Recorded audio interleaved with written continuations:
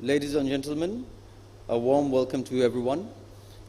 We are very proud to host this year's OIC Youth Capital 2020 in Dhaka. As such, yesterday the Honorable Prime Minister Sheikh Hasina has delivered and opened the inaugural session of OIC Youth Capital 2020. Today's session, of course, is all about Resilient Youth Summit, and I want to welcome esteemed panelists and everyone here today in terms of everyone being attached online. Today's summit will also look into the virtual tour of the Rohingya crisis and the Rohingya camp. It is the largest refugee camp in the world. This session is organized by the Ministry of Youth and Sports, Government of the People's Republic of Bangladesh, organized by Islamic Cooperation Youth Forum, ICYF, OIC Youth Capital in partnership with Ministry of Foreign Affairs, Government of the People's Republic of Bangladesh. Myself, Naheem Razak, I'm a Member of Parliament and a member of the Standing Committee for Foreign Affairs in Bangladesh. I have been bestowed the responsibility of moderating this session. I hope that our discussion today would be fruitful, and in the coming days we will be able to address the crisis in hand and, of course, taking adequate measures. I want to welcome today in the esteemed panel His Excellency Mr. Masood bin Momen, Secretary of the Foreign Affairs Ministry in Bangladesh, Muhammad Mahabub Alam Talukdar, the Refugee Relief and Repatriation Commissioner, Her Excellency Mia Sipo, UN Resident Coordinator in Bangladesh, Mr. Stephen Collis, Representative UNHCR, Mr. Gergi Gigauri, Chief of Mission, IOMO Bangladesh, my apologies if I have pronounced it wrong, Mr. Mafidul Haq, Trustee, Liberation War Museum, His Excellency Renzji Tirink, Ambassador of the European Union to Bangladesh, welcome to you. Of course, His Excellency Kia von Harbaugh, World Health Organization Head of Bangladesh, and Ms. Nicole Epting, Intersector Coordinator Group Senior Coordinator. Of course, we welcome you all and welcome everyone who have joined us online. Young minds from 75 countries are connected with us here today, and I want to take this opportunity to welcome everyone.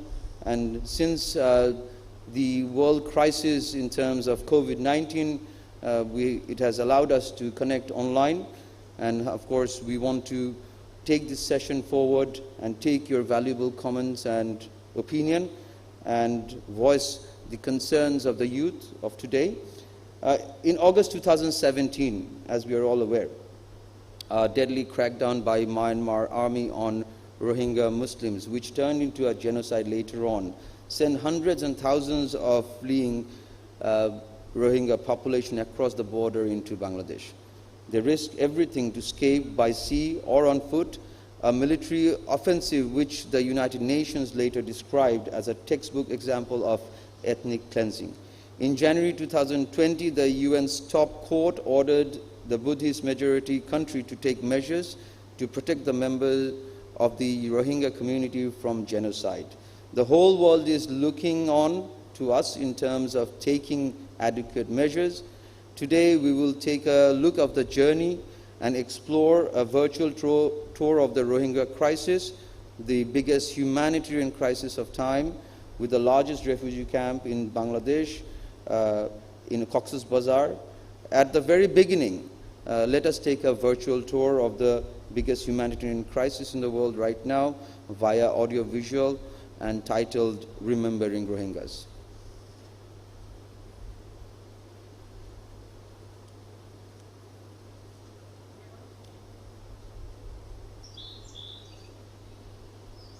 Ar nai hara meritu daya shidiai. Daya shidi musiatur far mataloi. فلاشي আর ভাই আর বোন আর মা বাপরে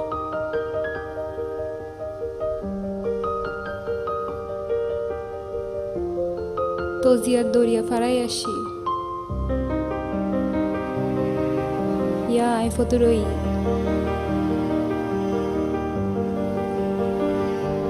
জুনুমুত্তু ধায়েগা শন আর হেল্লাগান ওয়াসিলা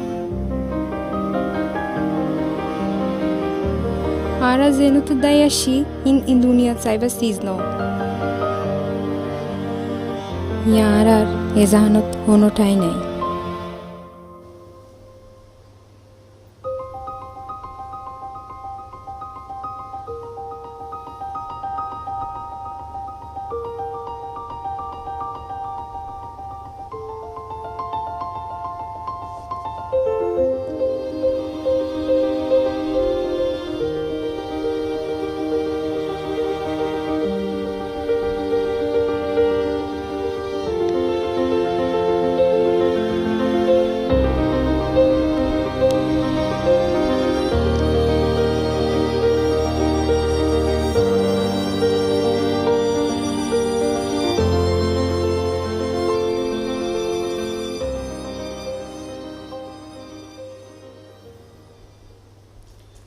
This audiovisual was developed by a team of international and local volunteers, and this reflects the thoughts and the views of the global youth on the Rohingya crisis issue.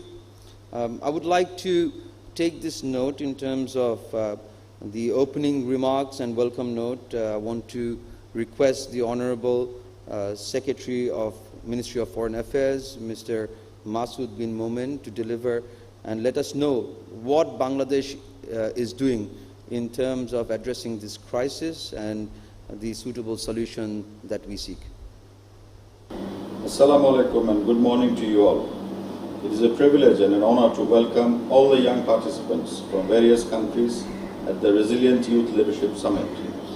As you are aware, it is the first ever activity under the framework of Dhaka OIC Youth Capital 2020, with an aim to bring together the individuals with promise for a better today and for a brighter tomorrow. I believe that the summit will enable you to learn and craft strategies to build a resilient world, particularly in the context of diverse global challenges such as pandemic, climate change, forced displacement, migration, and so on. You must have heard that Bangladesh is currently hosting around 1.1 million forcibly displaced Rohingyas from Myanmar. They have fled Myanmar due to atrocity crimes inflicted upon them by security forces. The complexity and magnitude of the crisis have already made it a global issue. We felt it appropriate to arrange a virtual tour of the Rohingya camps in Cox's Bazar, organized by Bangladesh government in collaboration with UNHCR, IOM and other relevant UN agencies. The core objective of the tour is to introduce you to the most persecuted ethnic community of the world, Rohingya, and raise your awareness about their ordeal. The exodus of the Rohingya from Rakhine state of Myanmar to Bangladesh has been a recurring phenomenon. After the independence of Bangladesh, there have been 4 major Rohingya exodus to Bangladesh. The unprecedented magnitude of inflow of the Rohingya from October 2016 to August 2017 caused an accumulated figure of more than 1 million. Despite numerous challenges and constraints, the Honorable Prime Minister of Bangladesh, Sheikh Hasina, took a bold decision to give shelter to such a huge number of Rohingyas on humanitarian consideration and thus saved thousands of innocent lives. We have ensured all humanitarian assistance of the Rohingyas in coordination with the UN agencies and other national and international organizations. However, Bangladesh cannot bear this enormous burden for an indefinite period, all by herself. These people will have to go back to their homeland in the Rakhine state of Myanmar. The crisis is not between Bangladesh and Myanmar. Rather, it is a crisis between Myanmar and her own nationals. It originated in Myanmar, and the resolution lies with them through repatriation, safety, security, and dignity. As per bilateral instruments, Myanmar is under obligation to bring back normalcy in Rakhine and create an environment conducive for repatriation and reintegration of the Rohingya, addressing the root causes. It is disappointing that even after 2.5 years of signing the instruments, Myanmar has visibly failed to fulfill her obligations to address the root causes of the crisis. As a result, the repatriation attempts undertaken in 2018 and 2019 could not succeed in convincing a single Rohingya to opt for voluntary return. In the backdrop of growing global demand for justice and numerous documented evidences of atrocities, the international community has already initiated processes to put the perpetrators of the Rohingya atrocities behind the bar. You all might know that the International Court of Justice approved emergency provisional measures in January this year, directing Myanmar to halt all persecution of the ethnic group, including killing, raping and destroying homes and villages. On the other hand, the International Criminal Court authorized the prosecutor to proceed with an investigation for the alleged crimes against the Rohingya. Simply put, resolution of the Rohingya crisis lies only with the political will of Myanmar to reasonably address the core concerns of the Rohingya and the full realization of our obligations and commitments in line with the spirit of the bilateral instruments and the recommendations of the Kofi Annan Advisory Commission. We urge on the international community, including the UN, to get engaged with Myanmar in a meaningful way for a sustainable solution of the crisis. Once again, I would like to thank all the young participants attending the Resilient Youth Leadership Summit and invite you to join the virtual tour of the Rohingya camps in Cox's Bazar. Thank you, Masood bin Momin. Of course, we are all aware of the fact that the gruesome ethnic cleansing, the killing that has happened in the Rakhine state, and most of us has actually had the opportunity to go and visit the Cox's Bazar camps. And as such, I want to actually take this opportunity to look into what the real situation in Rakhine state in Myanmar is, and we want to actually show you footage which has been provided by the international media and donor organizations. Our sincere gratitude to them. We want to have a look at what has happened and what is the actual reality scenario in the state of Rakhine. Can we have a presentation, please?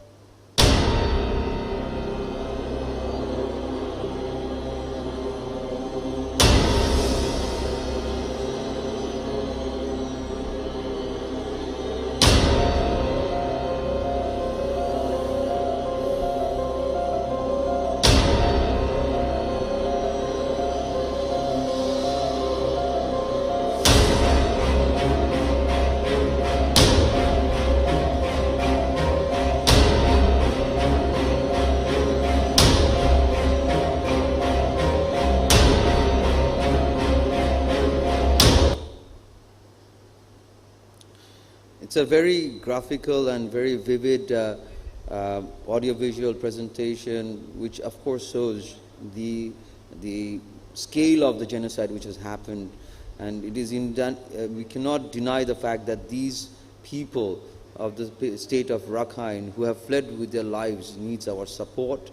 And as such, the international community, of course, needs to act much more strong and determined way to actually address this.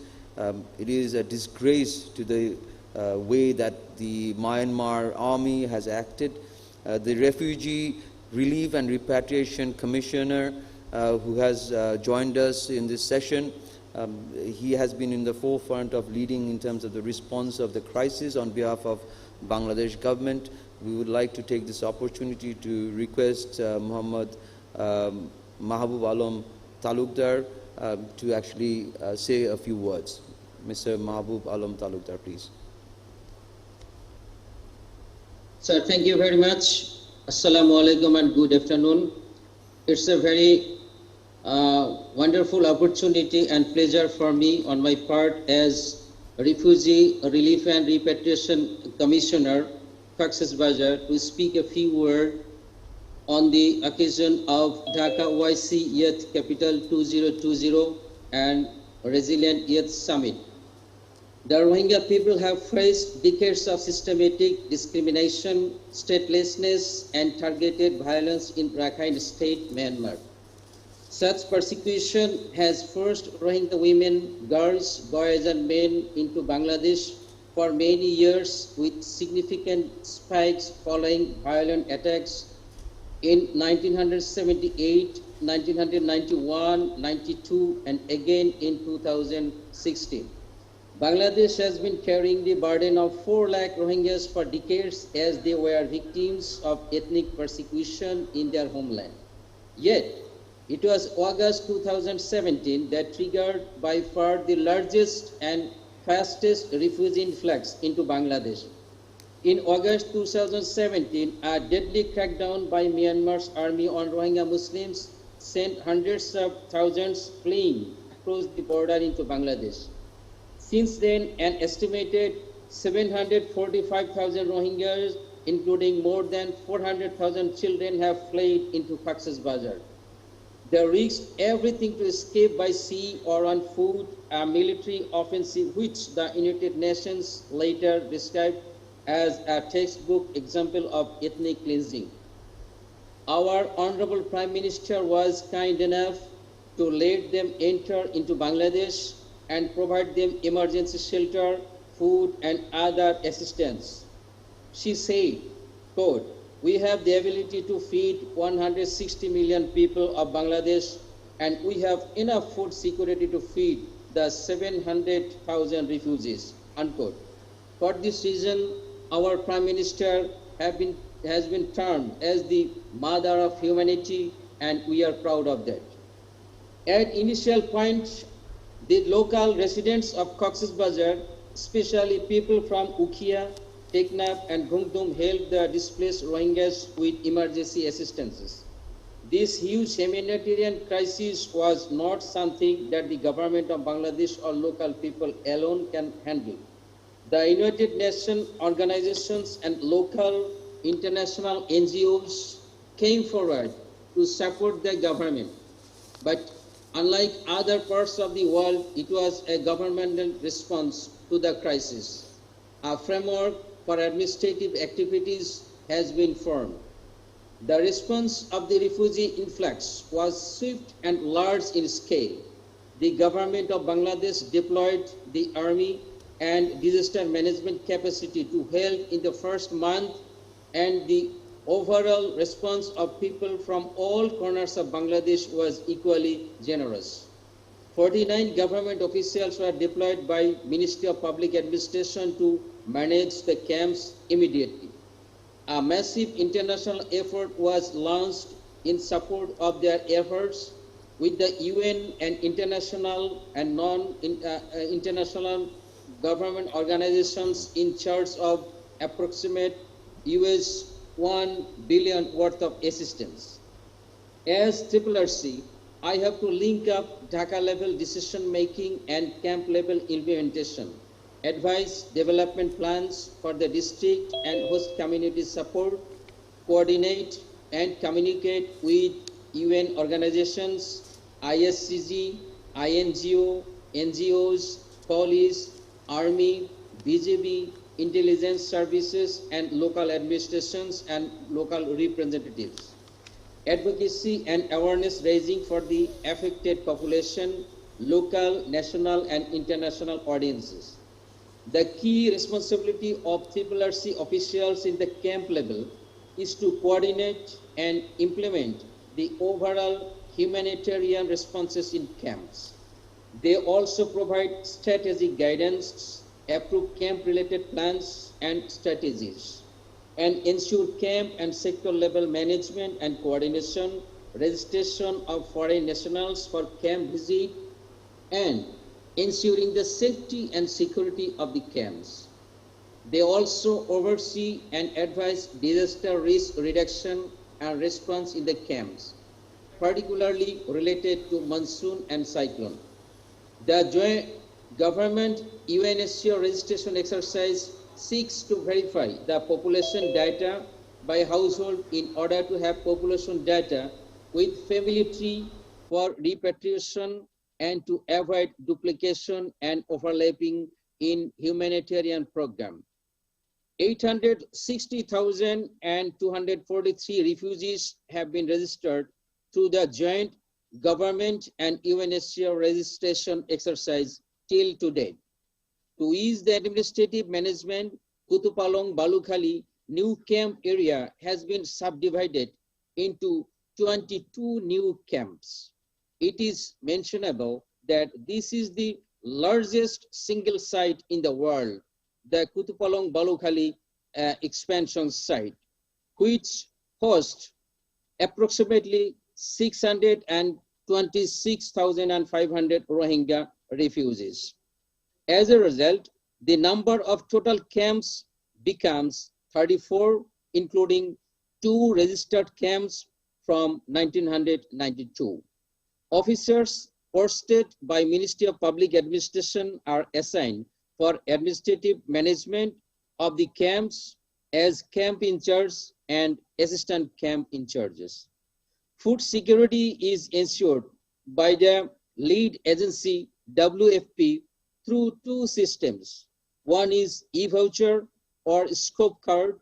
684,561 beneficiaries can collect their chosen food items out of 19 items from 16 outlets under e-voucher scheme.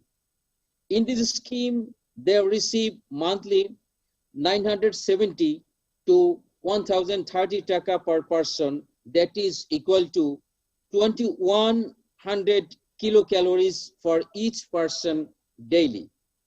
173,840 beneficiaries get the food through general food distribution, but to mention that this influx did not witness a single death due to hunger, which is very rare in refugee influx throughout the world. Near about 300,000 temporary shelters have been built by UNHCR, IOM, and other international NGOs such as AFAD, BRAC, etc., under the supervision of RRC to ensure the shelter issues of more than 200,000 families. 6,649 mid-term shelters have been built to replace the previous design to ensure sustainability. A total of 5 field hospitals and 162 primary health care centers at the camp and within area have been set. Among them, 33 hospitals, health care centers are serving 24 hours. With the guidance of Ministry of Health and Family Welfare, WHO, World Health Organization, UNHCR, IOM, MSF, Turkish and Malaysian field hospitals are working to ensure healthcare services. Potential landslide areas are demarcated jointly by Dhaka University and Asian Disaster Preparedness Centers funded by UNHCR. Cyclone Preparedness Program has been included in the working group comprised of different organizations, including IOM and UNHCR. The combined numbers of various learning facilities are currently 5,495. A total of 9,727 teachers are trained. In these learning facilities, 350,105 Rohingya students aged between 6 to 14 are being given informal education in English and Myanmar language under LCFA, Learning Competency Framework Agreement. So far, 192,547 Rohingya families and 20,053 host families have been given LPG and are receiving refills. 25,000 of the LPG is allocated to host families. LPGs are supplied by UNHCR, IOM, WFP, ICRC, IFRC, Caritas, FEQ, and FIVDW. Under tree plantation activities, different NGOs have planted a total of 204,300 plants in the last rainy season. And about the COVID situation, the pandemic for which the world is suffering, our camp is showing excellent performance in combating the COVID-19 or coronavirus. Right from the beginning of the March, we have taken the steps to protect our camp against the COVID-19 and coronavirus, and we have rationalized our numbers of people who are working there, NGOs, INGOs, and different organizations. We had cut down the number into 25%, and we have the rationalized and cut down the numbers of the vehicles into 10%, so that our camps can be safe from the coronavirus. And we have established, with the help of WHO and UNHCR and IOM, 2 PCR machines in Cox's Bazar Medical Hospital, where these samples are collected both from Rohingya community and the host community, and our samples of coronavirus can be tested there. And we are very much grateful to WHO, UNHCR, IOM, and other related organizations.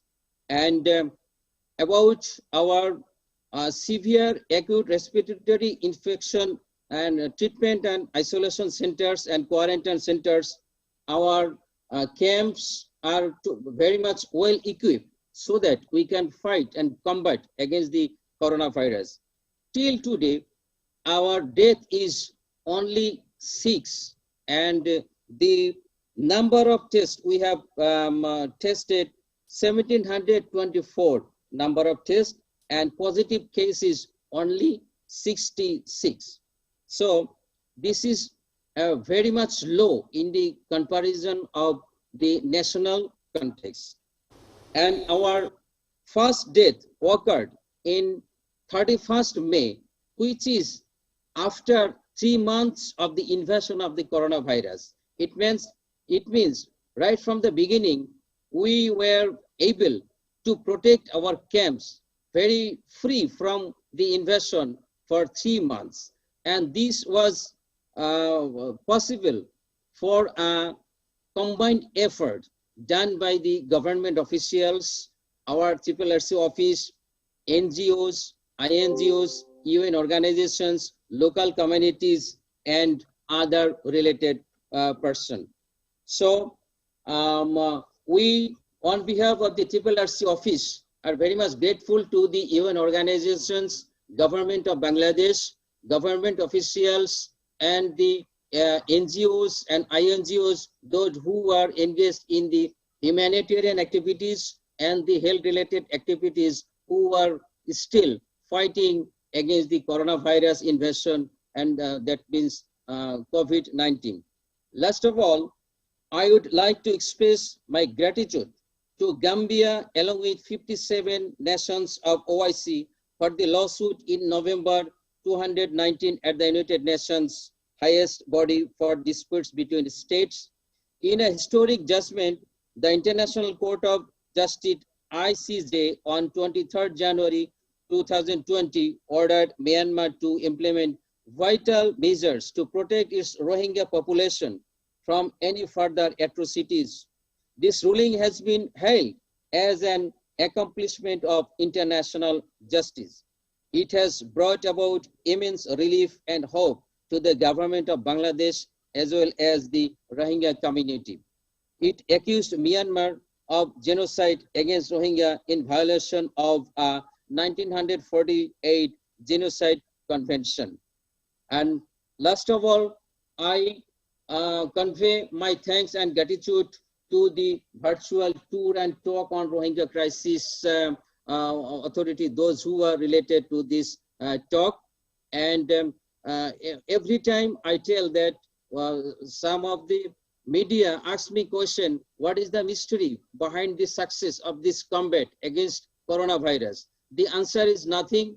The combined effort which we do here, the combined effort of government officials, combined help of government of Bangladesh, UN organizations, NGOs, INGOs, district administrations, law enforcement agencies, local community, and last of all, the Rohingya communities. We are here to work together for the betterment of the Rohingya community and the host population, and still we are eagerly waiting for that day, for that moment when our repatriation will start, and we will start to repatriate this Rohingya community to their own homeland. It means Rakhine State, Myanmar. Thank you very much. Thank you all. Assalamu alaikum. Thank you, Mr. Talukdar, for a detailed presentation as to what RRC is doing. And of course, this is a humanitarian crisis, and hence Bangladesh has gone through a humanitarian crisis of our own in 1971 under the leadership of the father of the nation, Bangabandhu Sheikh Mujibur Rahman. The independence war started, and hence at that time 20 million people of Bangladesh nationals were displaced and harbored by of course the Indian government. So we understand, and the people of Bangladesh, we understand this humanitarian crisis, and we cannot actually close our eyes, and we have not closed our eyes in this crisis. And under the leadership of Honorable Prime Minister Sheikh Hasina, the people of Bangladesh has supported this humanitarian crisis, and this is the most important aspect in terms of our national collective approach towards this humanitarian crisis. The Honorable Prime Minister of Bangladesh, Sheikh Hasina, has visited the camps. As you are very much aware, we want to have a short audio-visual presentation as to what happened when our Honorable Prime Minister visited the camp. Can we have the audio-visual presentation, please?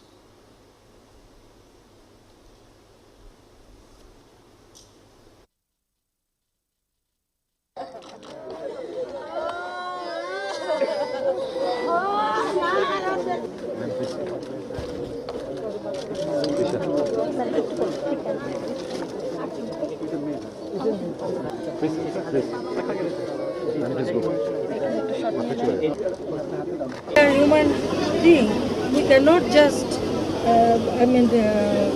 push them in this kind of disaster. We cannot do that.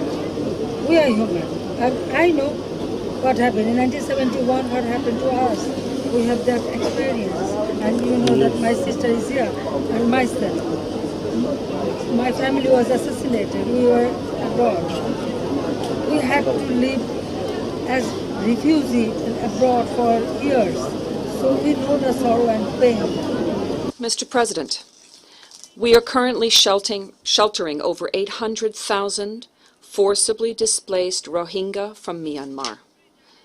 The ongoing atrocities and human rights violations in the Rakhine State of Myanmar once again aggravated the situation at the Bangladesh-Myanmar border. Hundreds of thousands of Rohingya from the Rakhine state are entering Bangladesh to flee violence. As estimated by the IOM, in the last 3 weeks, over 430,000 Rohingya entered Bangladesh. We are horrified to see that the Myanmar authorities are laying landmines along their stretch of the border to prevent the Rohingya from returning to Myanmar. These people must be able to return to their homeland in safety, security, and dignity. At the same time, I condemn all kinds of terrorism and violent extremism too. Our government maintains a zero-tolerance policy in this regard. I thank the members of the Security Council and also the Secretary General for their proactive attempts to stop atrocities and bring in peace and stability in the Rakhine state of Myanmar. I further call upon the United Nations and the international community to take immediate and effective measures for a permanent solution to this protracted Rohingya crisis. In this regard, I propose the following actions. First, Myanmar must unconditionally stop the violence and the practice of ethnic cleansing in the Rakhine state immediately and forever. Second, Secretary General of the United Nations should immediately send a fact-finding mission to Myanmar. Third, all civilians, irrespective of religion and ethnicity, must be protected in Myanmar. For that, safe zones could be created inside Myanmar under UN supervision. Fourth, ensure sustainable return of all forcibly displaced Rohingyas in Bangladesh to their homes in Myanmar. Fifth, the recommendations of Kofi Annan Commission report must be immediately implemented unconditionally and in its entirety. Well, as you know that definitely it's a big crisis, and what happened in Myanmar is most unexpected because there was an atrocity. They killed people, raped girls, they burned houses, so many things happened there, and all the people, over 1 million people already entered in our country. The influx is continuing, still it is continuing. On humanitarian ground, we have to give them shelter. We cannot just push them back. It is indeed unfortunate that I have to again raise this issue in this august body as the Rohingya crisis remains unresolved. We continue to host 1.1 million Rohingyas who were forced to leave Myanmar due to atrocities committed against them. The crisis is now lingering into the third year, yet not a single Rohingya could return to Myanmar due to absence of safety and security, freedom of movement, and overall conducive environment in Rakhine state of Myanmar. Bangladesh is already an overpopulated country. We cannot bear this burden. You should realize that. It is up to their government, so you should put pressure or you should talk to the Myanmar government, not to Bangladesh. It is not the Bangladesh people's responsibility, right?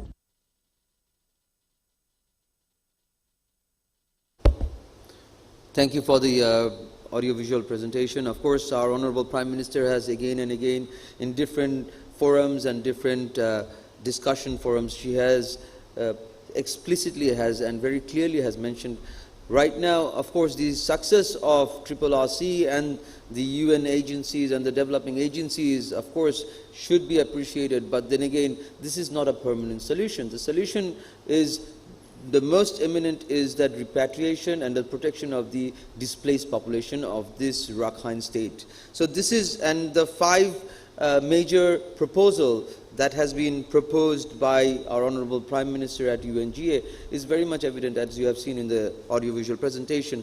Mr. Talukdar has explicitly mentioned how we have handled and in Bangladesh, as well as this is not a crisis only burdened in Bangladesh, but this is a global crisis. So hence a global crisis needs global action. And hence we have seen the developing agencies, the UN bodies to actually come forth and have actually put their efforts in trying to temporarily address this issue in terms of securing the health issues, the education and the other safety measures. And this is a massive challenge for us. Although we are trying to look into the well-being of this displaced population, I want to go on and talk about the UN perspective on the Rohingya crisis. And I want to welcome, initially I want to welcome the UN resident coordinator Mia Sipo, and then of course I will be going on to UNHCR representative and IMO chief of mission to actually give us an idea as to what the UN and the other agencies are thinking and what should be our way forward. Not only looking into right now the problem in hand, but in the way future, how can we address and what are you thinking? So initially I want to take your thoughts. Initially I want Ms. Mia Sipo to express her opinion, and then I would go on to UNHCR and IMO. Please, Mia Sipo. Thank you, Honorable Moderator. I want to thank the Ministry of Foreign Affairs for organizing this event, and you, the young leaders and visionaries of the OIC, for engaging in what is one of the most sticky problems and determining issues of our time. This meeting being hosted virtually by Bangladesh is very timely. Bangladesh is a country that shows its capacity to use the digital space, be that for dialogues such as this one, or for digital payments to the poor during the COVID crisis. I hope that this meeting, even if it's virtual, gives you a sense and a curiosity about Dhaka, about Bangladesh, and about Cox's Bazar. Dhaka is a vibrant city. This is a country with friendly people. This is a country on the move, and a country struggling with a very complex crisis. As was said, I am the UN resident coordinator in Bangladesh. For those who might not be so familiar with the UN system, that means my job is to represent the Secretary General of the United Nations in Bangladesh and to lead and to coordinate the UN's efforts to support Bangladesh reach the Sustainable Development Goals. A lot has already been said by the Honorable Foreign Secretary, by the RRC, as well as the moderator himself, but I want to step back a little bit. The relationship between the Bangladesh and the UN is long-standing. It's a special one. It goes back to the initial stages of Bangladesh Liberation War in 1971. The UN, led by UNHCR, at the request and in partnership with the government of India, took the lead in coordinating the humanitarian assistance to 10 million Bengali refugees, including supporting their return and rehabilitation process after independence. The UN has been in Bangladesh ever since, working with the government, with civil society, with all stakeholders to support the development. And this is a journey that we are very proud of being part of. And Bangladesh has been part of the UN ever since, one of the biggest troop contributing countries to UN peacekeeping, a leading voice of G77, an advocate for burden sharing on climate adaptation, and now, during the COVID crisis, a partner to UN advocacy to make COVID vaccine a global public good, and joining the SG's appeal for peace at home at a time when we see a rise in gender-based violence globally. As was said, Bangladesh is responding to the biggest refugee crisis in Asia since the Liberation War, the forced displacement of Rohingya from Myanmar to Bangladesh. The UN is immensely grateful to the government and the people of Bangladesh for the exemplary leadership and the tremendous generosity that has allowed for refuge and safety for the Rohingya refugees. This has saved hundreds and thousands of lives and given people hope. Responding to the humanitarian needs of the nearly 900,000 Rohingya on the ground in Cox's Bazar, as explained by the RRRC, is a huge undertaking. We have 9 UN agencies working together with the government in the 34 refugee camps. Kutupalong alone, as was said, 600,000 Rohingya. This is in essence a city which is actually bigger than many small capitals in the world. We also provide support to nearly 1 million local Bangladeshis living close to the Rohingya settlements, and this is an expanded number since the COVID pandemic. The UN is working with partners in Cox's Bazar to provide life-saving and essential services to the Rohingya, who are heavily reliant on humanitarian aid. They arrived from Myanmar with nothing but their voice, their hope, and their dreams. Therefore, the Rohingya must drive and be at the center of the response. And I'm very pleased to note that the program will also give you a chance to listen to their voices, as all programs talking about the Rohingya should do. For the UN to continue with its partner to join the government efforts to respond to this crisis, we need funding. In March, we launched together with the government an appeal for $900 million from international donors for the response in 2020. This ask has further increased to just over $1 billion to also be able to respond to the COVID-19 emergency. The response is now funded to 41%. As you can imagine, everything that is being done globally and the work down in Cox's Bazar has become so much more complex because of the pandemic. And you will hear later from our colleagues on the ground, including the World Health Organization, on the work that we are doing. The displacement of the Rohingya, as was pointed out, is indeed not a new phenomenon. Rohingya have been fleeing discrimination and persecution from Myanmar's Rakhine state in waves since the 1970s. The root causes of their flight remain unaddressed. While we continue the humanitarian support and the COVID-19 response, we must not lose sight of the need for durable solutions and the future for the Rohingya, which includes their safe and sustainable return to Myanmar. With that, I give over to my colleague, Steve Collis, the UNHCR representative in Bangladesh. Thank you very much for listening. Thank you very much, Mia, and thank you, Honorable Nazim Razak, Member of Parliament, the Foreign Secretary at the RRRC, and all of my friends and colleagues. It's really a pleasure for me to be here with you, and I want to thank the government of Bangladesh for organizing this important event, but also I thank the people of Bangladesh who gave protection and shelter to the Rohingya refugees when they needed it most. But I think it's also important to thank each of you, the Organization of the Islamic Cooperation Youth Group, for your interest and for joining us today. OIC member nations are our essential partners, and your role as knowledgeable future leaders is really going to be crucial to our work. I started my UNHCR career 33 years ago working with Afghan refugees from the Islamic Republic of Iran, from Iraq, and most of those 33 years, sadly, have been working with Muslim refugees around the world. So both as a host and protector of refugees, OIC has a very crucial role to play. What I want to say first is that no one chooses to be a refugee. Refugees are forced to leave their homes and everything they love and know behind. And the Rohingya refugees faced really unimaginable violence and trauma. So I've seen in the chat the question, why don't people go home? We have to remember why it is that they left and ask, have those conditions changed in a way that will allow them to go back?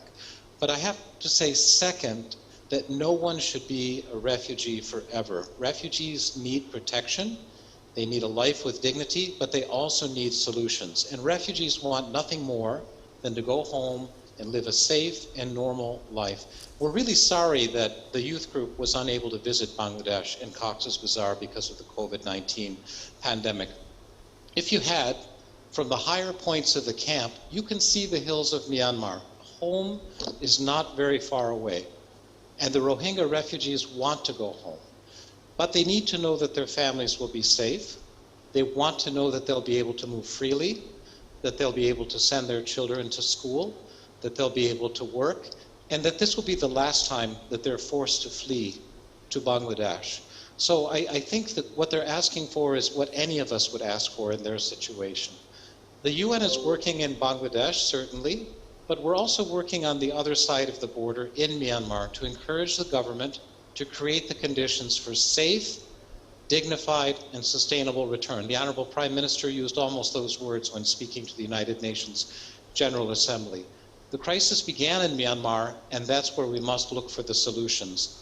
So UNHCR and UNDP, the United Nations Development Program, have an agreement with the government of Myanmar, and that agreement focuses on supporting all communities in Rakhine State in the areas where the Rohingya come from to make it possible for them to go home. Being in Rakhine State allows us to understand the communities, understand how they see the future, and to learn what it will take for people to live together again. But I have to be honest with you. Progress in Myanmar has been slow, but we never give up. We never give up because this is what the refugees are asking from us. We've proposed 115 quick impact projects. Many of them are completed or in progress. These include renovating schools, repairing water systems, building community facilities, infrastructure development, income generating activities. These are very concrete things that help all communities. But we face a lot of challenges. There's an armed conflict ongoing in Rakhine State that doesn't really involve directly the Rohingya people. This limits our ability to move and have access to communities. The COVID-19 pandemic has also added new difficulties to our work. But our work and these small-scale projects, while they can help, they can't make the difference alone. We need really to see a commitment to solving political issues that have endured for decades and social problems that have existed in Myanmar for generations. Only then can we achieve real, lasting solutions. So we've been calling, as UNHCR and the UN, on the government of Myanmar to send a positive signal. Send a signal to the Rohingya refugees by making progress in some key areas, allowing greater freedom of movement, allowing access to basic rights and services, finding solutions for the Rohingya people who are internally displaced inside Rakhine State, and really also affording them a meaningful pathway to citizenship, because having no status or identity in the country that they were born in, their parents were born in, their grandparents were born in, for generations, is really a key source of the instability of the situation. So these are some of the issues, in addition to basic safety and security that the Rohingya refugees tell us matter to them most. These are the places where we need to invest and work hard. And never, I just want to close by saying this, and never give up. Never say it's impossible. Never say that the Rohingya are never going to go home, because that's what they tell us that they want. And I don't know what the videos you're going to see now of the Rohingya voices will tell you, but I have to believe they're probably going to say something along those lines. Thank you very much. Thank you so much, and of course I want to extend my support and your gratitude towards UNHCR, because UNHCR has been in the front in terms of tackling and helping the RRC and other developing agencies in terms of establishing proper facilities and so forth. Of course, I want to take this opportunity to request the Chief of IMO in Bangladesh to say a few words, please. Thank you very much. Assalamu alaikum wa rahmatullahi wa barakatuh. First and foremost, I'd like to associate myself with the comments made by my co-chairs, my colleagues from the UN, and express the gratitude both to Bangladesh for this extraordinary act of generosity, and of course to the representative of the youth, for showing interest and showing active interest in this very important crisis that has global implications. So, distinguished participants of the Resilient Youth Leadership Summit, honorable panelists, guest speakers, and all those watching this event live, a very good day to you all, and great pleasure to be here, and thank you for the invitation. As my colleagues have already highlighted, decades of systemic discrimination and persecution in Rakhine State in Myanmar have forced the Rohingya communities to cross the border into Bangladesh in search of shelter, safety, and fleeing for their lives. We commend the people of Bangladesh for opening their borders to these vulnerable communities, and we also recognize that this comes at a great cost to the host communities in Cox's Bazar. The host communities, particularly those in the sub-districts of Ukia and Teknaf, continue to provide haven, but this protracted displacement presents many challenges related to access to and demand for resources. The Rohingya community in Cox's Bazar is almost entirely dependent on aid from the international community and support from the government of Bangladesh. And this protracted crisis, the community will be reliant on support until such time and a solution is determined. So before they return, and I'm sure they will, to their homeland, this assistance has to come. The large-scale influx of these people almost tripled the total population in Uki and Teknaf, Upazilas. In Cox's Bazar, the Rohingya population outnumbered the surrounding host communities by a ratio of 2 to 1 in some areas. And the rapid and unplanned influx has also placed an immense stress on infrastructure, services, resources, and the local environment. The impacts include rapid environmental degradation and the loss of forest resources, as well as heightened competition for low-wage employment, which has negatively affected livelihoods opportunities for host communities. The situation has impacted food security and added to economic vulnerability. Additionally, the public discourse that frames the Rohingya crisis as a security risk has resulted in distorted perception among the host communities that the Rohingya as a whole is a driver of insecurity and crime. So development of social cohesion between the two communities, the refugees and the hosts, is essential to ensure that humanitarian and government agencies can continue to deliver the essential support that is so much needed. So from the beginning of this crisis, we recognized that the Rohingya response would only be successful if we had the support of the locals. For this reason, we've been focusing efforts on fostering peaceful coexistence and partnerships, which are critical to the integrity of the Rohingya response. I would like to elaborate on some of the initiatives implemented that focus on strengthening social cohesion. And these include large-scale infrastructure development, infusion of resources and investments, goods procurement, and creation of business and employment opportunities that have resulted in some tangible benefits for some local Bangladeshis as well, which is very important. We have worked on joint identification of needs and gaps in and around the camps, followed by provision of cash for work for both refugees and host communities, joint identification and implementation of solutions in drainage access, improvements such as bamboo bridges, slope stabilization, retention, installation of fire points, solar street lights, and number of other quick impact projects.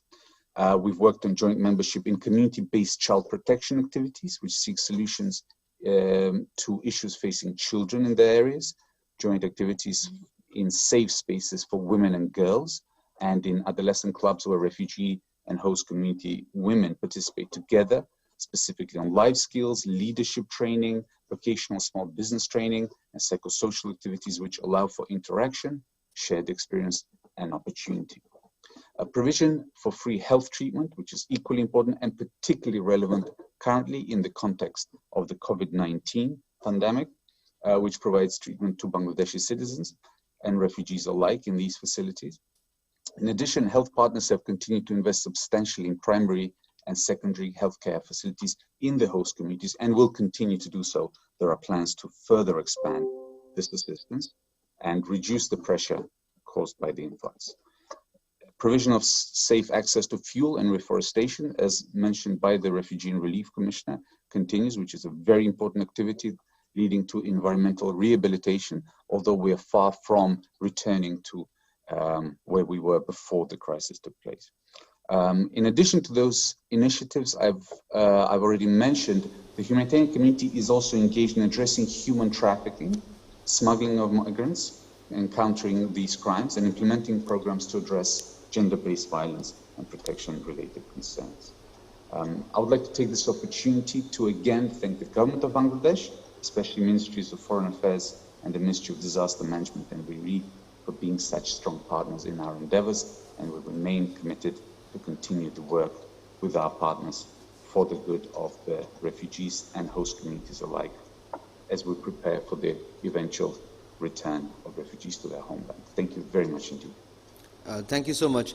I just want to take this opportunity to actually let you know that this is a summit for the youth, and of course the reason for us to actually conduct this sort of sessions is to elaborate, discuss, and also engage the youth, because the bigger population of Bangladesh has a huge population of almost 3 crore youth population, and these populations have been fundamental in terms of voluntarily working in hand with the local community in Cox's Bazar in terms of delivering refugee and other sorts of things. So this platform is for the international youth community to be more engaged, more informative, way that Mr.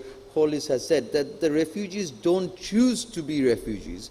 And it is a process, but then again, we have to, from the international community, put more pressure on Myanmar. As been mentioned by UNHCR and UNDP, they are working together in terms of different projects that is being implemented in Myanmar, but it's not happening fast enough.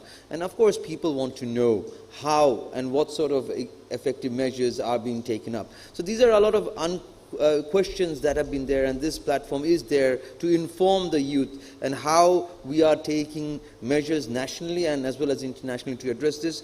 I want to take this opportunity to be grateful to the United Nations and other countries, developing partners, representatives from the United Nations, European Union and other nations who have taken this opportunity to bring about and visit these refugee camps. We want to go and have a look at what these people or the organizations that are working, how they have engaged with the community up there, and the leaders of the international organizations and the member states, how and what sort of things that they have seen in the refugee camp in Cox's Bazar. Can we have a presentation on AV, please?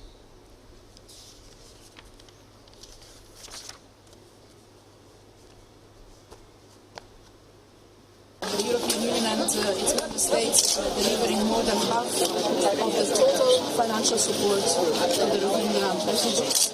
And we will continue to support them. And the government of Bangladesh and the people of Bangladesh, we are aware of the difficult situation that the local communities and Bangladesh are facing in hosting such a big number of such traumatized people that have been traveling here, carrying with them terrible stories, especially women and children, extremely young children. And I believe that the Bangladesh people and government are showing an enormous amount of respect, and I would say that they carry the honor of humanity in hosting the Rohingya refugees in this land. The conditions are very minimal, very basic. I would say that this is quite worrying, especially for those that have been here for a long time. And for the new arrivals that come from very traumatic situations, this is even worse, perhaps.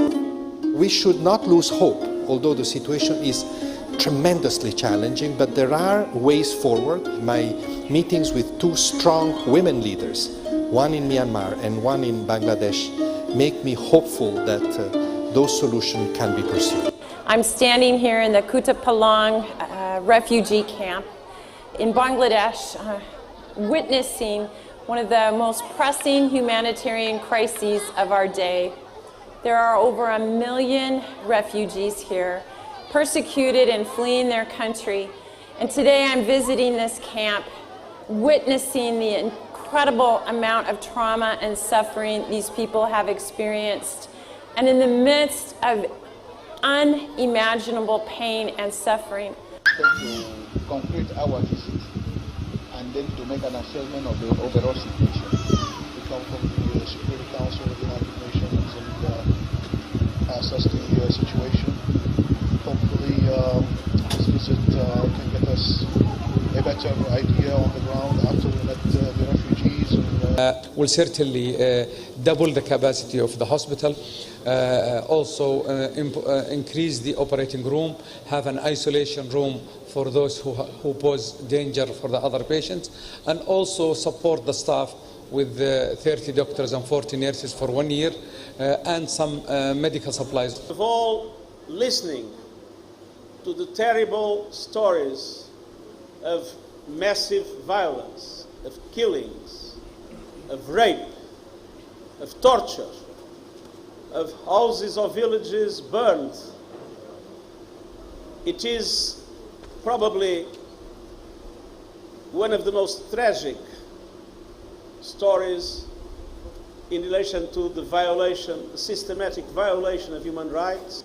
I've no doubt that the Rohingya people has always been one of, if not the most discriminated people in the world, without any recognition of the most basic rights, starting by the recognition of the right of citizenship by their own country, Myanmar. All these people here, in these tragic circumstances, and as if Myanmar had no responsibilities for them, is not acceptable. We need to push, and we'll be pushing in the right direction and fully in line with the principles that have always been the principles of the United Nations in relation to the need for every citizen to have a country that they can call theirs. Extremely difficult conditions. They kept repeating again and again, their first priority is justice.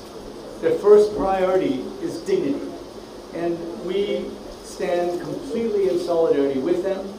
Everyone has a right to not fear discrimination, to have access to education, have access to health care, have access to a livelihood. In this situation, we heard heartbreaking stories of what happened to these people who were simply trying to live their lives in their homes in Rakhine State. What the States is doing, along with other international donors, is our assistance is not just for Rohingya. It's for all of the people in Cox's Bazar. And we have an equal amount of aid going to what we call the host communities, but actually we're all one community, aren't we? And we shouldn't make that separation. We're all taking care of each other. We all want a successful outcome to have this displaced population return to their homes in Myanmar again. Thank you for the presentation, and of course this platform is for the youth, and of course these displaced population of the Rohingya state in Bangladesh, we want to hear some young voices and their stories and their experience. So I want to request to show an interview of 2 young Rohingya refugees. Can we have the interview, please?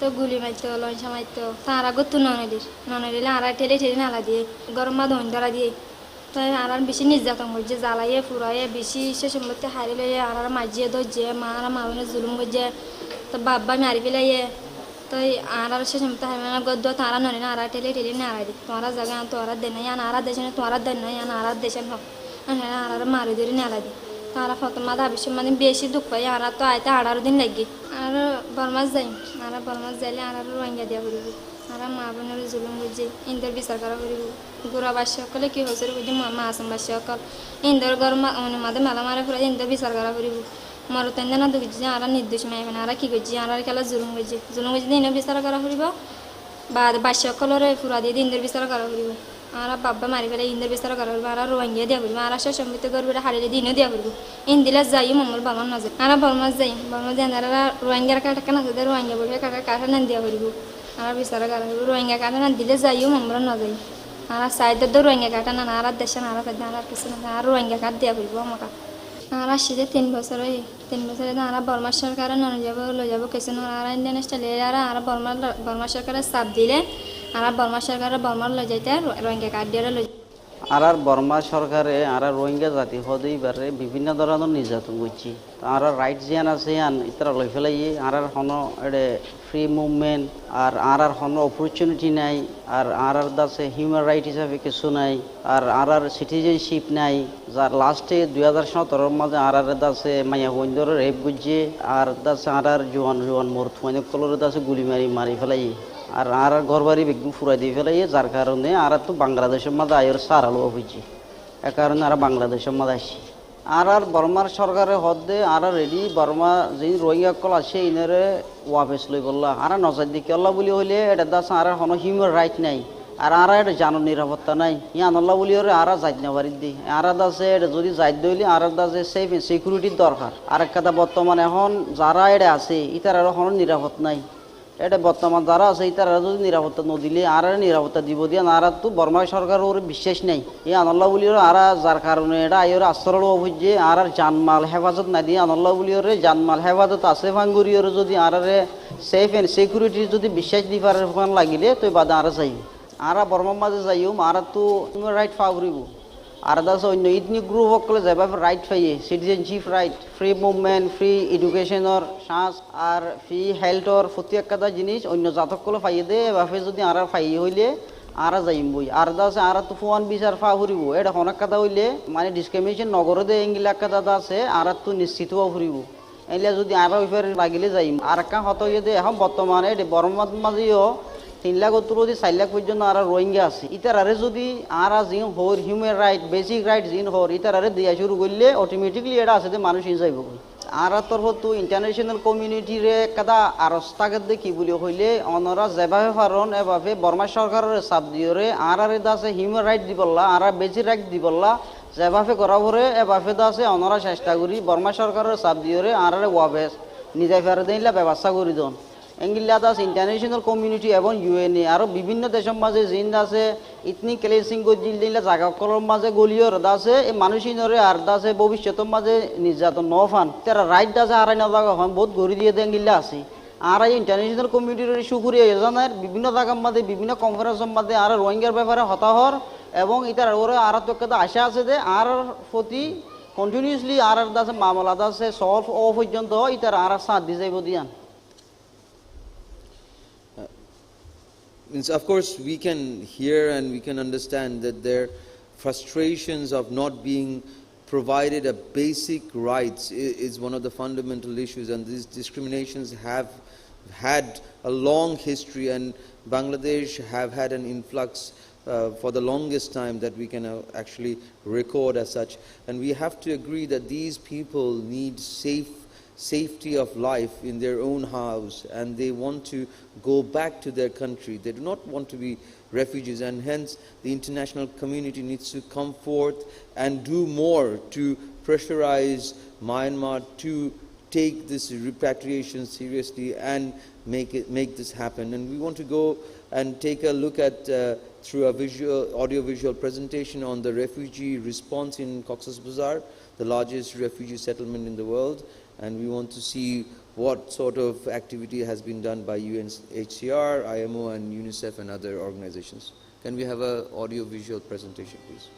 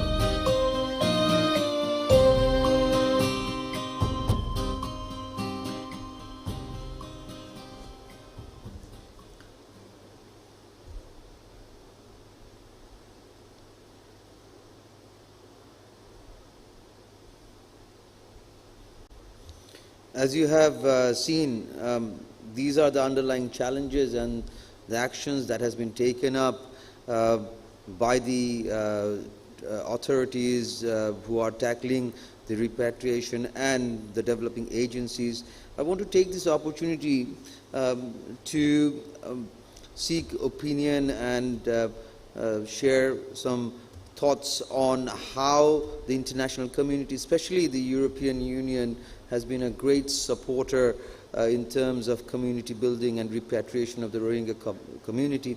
The civil society in Bangladesh has been in the front line in terms of echoing the voice of the Rohingya population, displaced population, and the government of Bangladesh and the international community in terms of human rights for the Rohingya and the safe return of the Rohingya population. I want to actually request the ambassador of the European Union to Bangladesh to give us an idea of what the EU is thinking and how do we take this massive influx of people and how do we challenge the safety of their well-being in Bangladesh in the temporary basis and of course further down repatriation. Can we request the Honorable Ambassador of the EU to Bangladesh to say a few words, please? Yes, good afternoon, everyone. Good afternoon, Honorable Moderator, and thank you for having me on this webinar. It's a great honor for me. It's always very emotional to see again the video footage of the camps. I myself visited for the first time in 2017, just right after the big influx. And it's also very impressive to see what has been achieved in 2 years, more than 2 years' time now. From a humanitarian area where people were just grappling to survive. I think what Bangladesh has accomplished together with the humanitarian community, the UN family, and the NGOs to at least provide secure shelter for the Rohingya is admirable. And just a few thoughts from the EU. I mean, as a long-standing partner of Bangladesh, we of course supported this whole process. And I think if I just go in terms of numbers, the EU and its member states, we have contributed some €500 million since the last 2 years. And we're of course still very active in our response to the joint response plan through our NGOs and through, of course, also supporting the UN family. Let me say that, for example, we have decided to open an office in Cox's Bazar for our humanitarian colleagues, ECHO, to enable them to be closer to the source and also expand their activities. So this is what we've been doing. I think on the political front also, as this is an OIC event, it's I think the first ever resolution in the Human Rights Council we sponsored together with the OIC on the Rohingya, and I think that was a success as well. So yes, we've been there, we are supporting Bangladesh, but of course we're talking about youth today as well. And what we have seen, it was good to hear the voices from the young people in the camps. And it's, again, what I can only underline what Honorable UN Secretary General has said, that this is one of the biggest tragedies. And it's probably more of a tragedy for the young people whose the lack of opportunities they get, the lack of future. And so this is something where the EU also has tried to become more active and to see what we can do in this to alleviate some of the challenges and some of the hardship of the young people.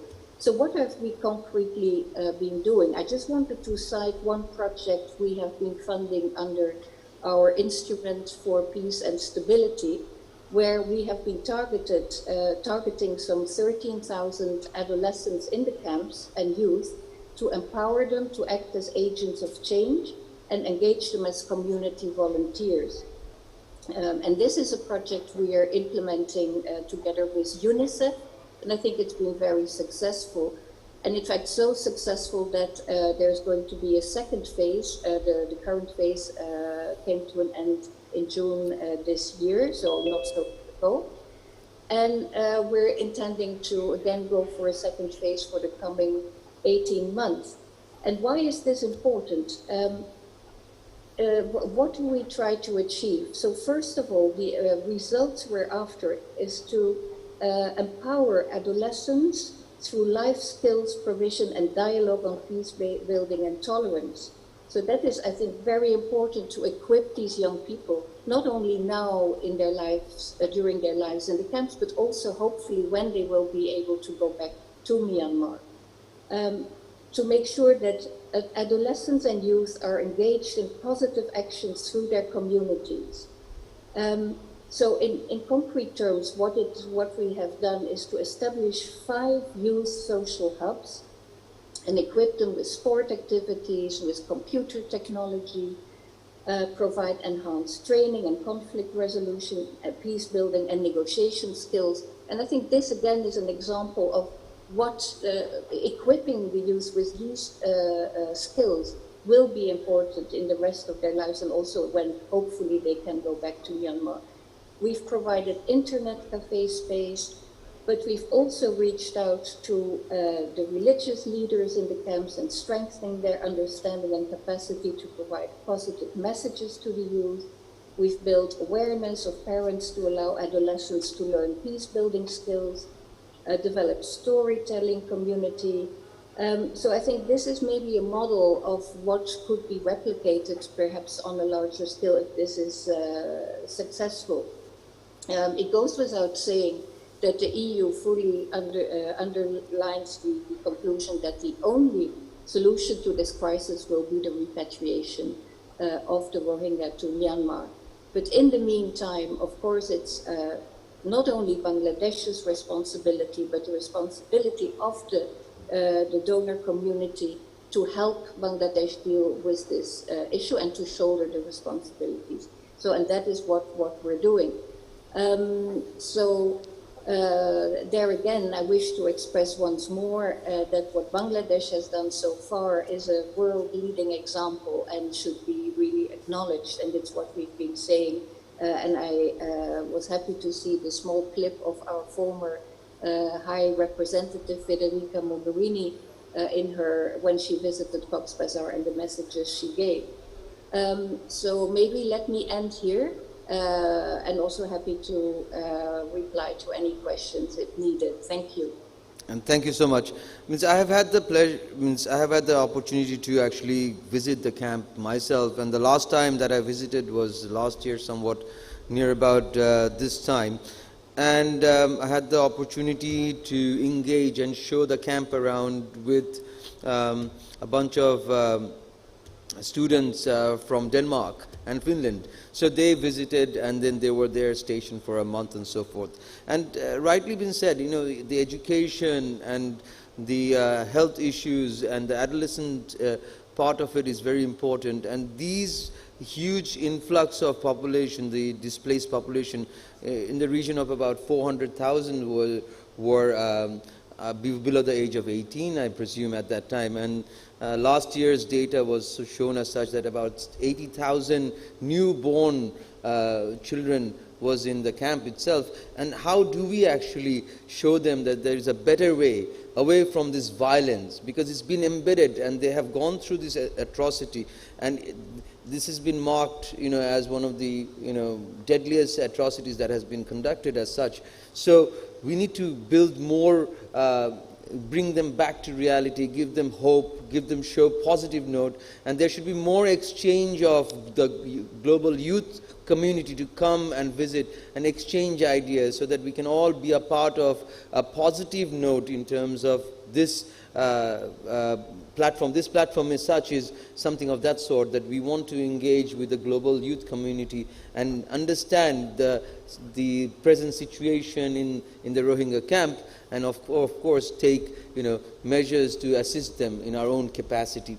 I want to just take this opportunity to come to Mr. Mahfudul Haq. He is the trustee of Liberation War Museum as one of the prominent civil society advocate. Bangladesh community has been very much positive in terms of taking these refugees into Bangladesh. We are very highly dense population. We have a lot of other issues and concerns. So I want to just take his opinion at this very moment, and how do you see the Bangladeshi civil society is thinking, and what sort of repatriation and what sort of other modalities that needs to be taken into consideration from your end. Mr. Mafidul Haq, please.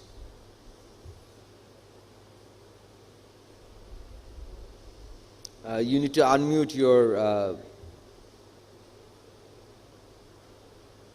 Thank you. Yes. Thank you, Honorable Moderator, and we extend our greetings to the youths from all over the world, and we are really heartened to know that more than 70 countries are being represented by the youths. And a lot of things have been already said, and I would like to highlight on the key issues where the civil society got involved, and we from the Liberation War Museum. It's a private museum, but we call it People's Museum, which is engaged in memorialization of our past, which is very important for our history and also to move forward to build a better future for all.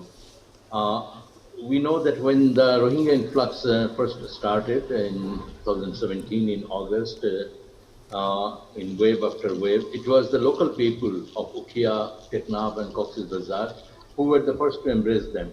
They arranged for their makeshift shelter, shared with them whatever meager resource they had. In quick time, the government of Bangladesh came forward in aid of the refugees, and UN and other agencies started to render their cooperation. This is a grave humanitarian crisis as well as great humanitarian story. And our Prime Minister visited the camp as early as in September 2017. And we can say that Bangladesh, as a victim nation of genocide in 1971, decided to stand by the victims of genocide of 2017. To escape from the brutality of Pakistan Army and their local collaborators, 10 million of our people had to flee from the country and take shelter in India. Bangladesh has not forgotten its past, and the refugee experience of our people, as well as the leadership of Sheikh Hasina, had made a difference. And here we can mention that about 60,000 of Bangladeshi people also took shelter in Myanmar. Myanmar was, the government of Myanmar was very close with Pakistan, but nevertheless they were given shelter, they were taken into the camp in somewhat internment. But the places that we now hear about, Mongdu and Butidong, the places of atrocity, these are also the places where the refugee camps were established at that time. And we know that the life in the camp in Kutupalong or in the Rohingya refugees staying is cramped, miserable, and nothing to envy. Nevertheless, it is different from the 1971 refugee camps with lot of death of children and old people, where cholera wave and malnutrition took a huge toll. Liberation War Museum, right from the beginning in their humble way, got engaged with the Rohingya crisis. Our young volunteers visited the camps, collected testimony of victims to process and analyze those from legal perspective, upholding the pattern of atrocity as acts of genocide. The youths who had been to the camps returned as a changed person. To meet the victims, to hold their hand, to listen to their stories, share their suffering and pain is very important. Since then, we are working in the camps especially to reach out to the victims of sexual violence and assist them in overcoming their trauma. The resilience and strength of the most persecuted people on earth is something from which the youths have to learn a lot. In collaboration with Asia Justice and Rights, Azhar, we supported the women survivors to do embroidered quilts expressing their sorrow, pain, and hope for the future. An exhibition titled Quilt of Memory and Hope was held at the Liberation War Museum in last November, and now it has been put online.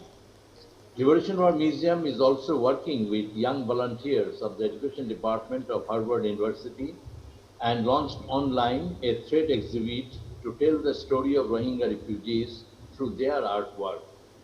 There are other youth-centric, art-based initiatives to build solidarity with the persecuted Rohingya people. A young filmmaker, Anwar Russell, with our support, has recently has completed a documentary film titled A Mandolin in Exile, focusing on a refugee who escaped only with the mandolin in his hand. And we are hoping that we will be able to have a global screening of this film starting in the last week of August, commemorating the third year of Rohingya influx. Here we would like to draw another analogy with 1971 Bangladesh genocide and its quest for justice. In 1971, the major powers of the Western world didn't support the cause of Bangladesh. Nevertheless, Bangladesh emerged as an independent state in the 9-month war under the leadership of Bangabandhu Sheikh Mujibur Rahman. The People's Solidarity Movement all over the world, with strong participation of youths, has transformed the political scenario in favor of Bangladesh. We witnessed similar scenario in the global arena when major and majority members of the Security Council are not supportive of the move to bring the perpetrators of Myanmar genocide to justice. For the same reason, there has been no effective step taken by Myanmar to ensure safe, secure, and dignified return of the Rohingya to their homeland. A strong global solidarity movement will be an essential component to break the impasse. On the other hand, there is a positive development which is markedly different from the 1971 scenario. 1970s was a dark era in terms of justice for genocidal crime. UN was suffering from inaction because of the Cold War rivalry. There was no International Criminal Court at that time, and International Court of Justice was not in action.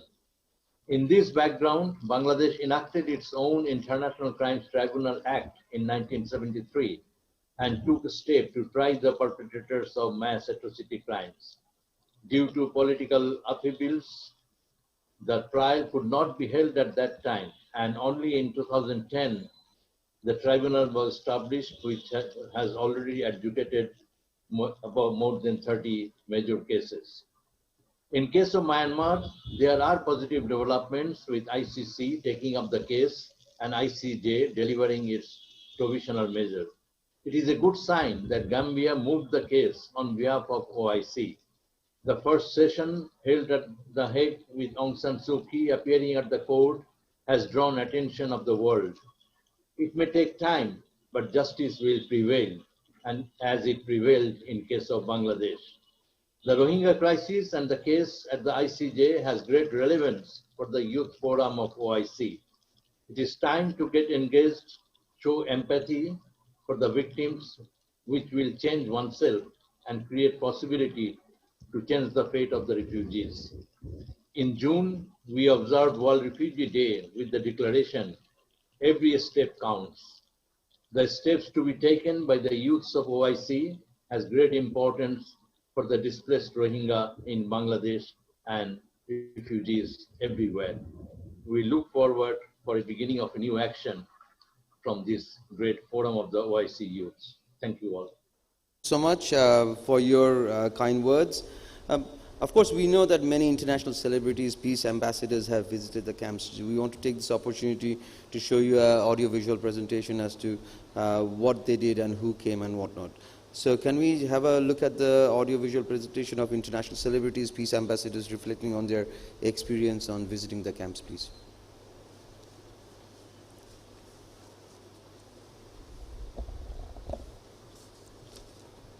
The people responsible for human rights violations must be held accountable for their actions. While UNHCR is ready to support efforts to improve conditions, there have been very little progress on the ground. The Rohingya cannot return to Myanmar at this time. It was deeply upsetting to meet the families who have been known and have only known persecution and statelessness their whole lives, who speak of being treated like cattle. And finally, and more importantly, to the Rohingya refugees, I want to say I am humbled and proud to stand with her today, but only when they feel it is safe. You have every right to live in security. They know that their right will be to be free, to practice your religion, and to coexist with people of other faiths and ethnicities. You have every right not to be stateless. And the way you have been treated. I just want the world to understand it doesn't matter where a child is from, it doesn't matter what the child's history was, it doesn't matter what their religion is, what their race is, what their caste or creed or any of these things are. What matters is each child contributes to the future of the world, and that's why it's our problem. That's why all of these children who will or could be a completely lost generation is our problem. First impression when you visit these camps right away is that nobody would live there if they had a choice. It's hot, dry, there's no trees. And the people we met seemed to be thoroughly defeated. Outside the mega camp of the Cox's Bazar refugee camp in Bangladesh. I'm here with UNICEF. We're here with Saira, who is the chief of nutrition. As supporting the refugee children, they support the communities that host the refugees. So these communities have, in a year taken in millions and millions and millions of refugees. I'm Kristen Davis, and I'm a Goodwill Ambassador for the UNHCR, the UN Refugee Agency. I'm here in Bangladesh at the Kutupalong refugee camp, where over 600,000 Rohingya refugees have arrived since August 25th. Please, Canada, if you can, donate to the Rohingya refugees. Everything you give makes such a difference. UNHCR is here on the ground helping these very vulnerable people, and your donations really matter. It is very important we are here because what the Rohingya people are going through are despicable and is very, very tragic. It should not be allowed. Every single one of them deserves to have the human rights that it should be given to them. It is your way to show the people of the Rohingya people that they have hope because we care. And by showing that we care, we can help to make this world a better place. The scale, the scope of the Rohingya crisis is enormous. The Rohingya refugees have experienced targeted violence, human rights abuses and horrific journeys fleeing Myanmar. And now, as monsoon season approaches, the Bangladesh government, UNHCR and its partners are working flat out to avoid an emergency within an emergency. As you can see, it is as soon as a rain comes, this whole thing and all of the houses that are up here are just going to wash right down. It's incredibly worrying, and really there's nowhere else for these people to go. I knew the scale of the Rohingya crisis was enormous, but it's very difficult standing at the high point in Kutupalong to really explain the vastness of it. ここに初めて来てみて、本当にこのキャンプの大きさというものを、規模の大きさを感じましたし。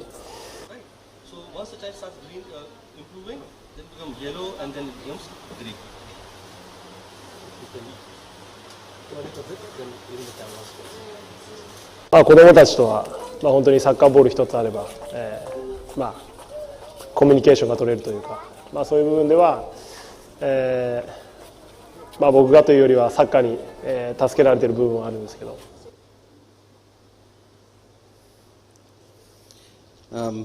We just saw, very emotional experience shared by prominent international celebrities and peace ambassadors.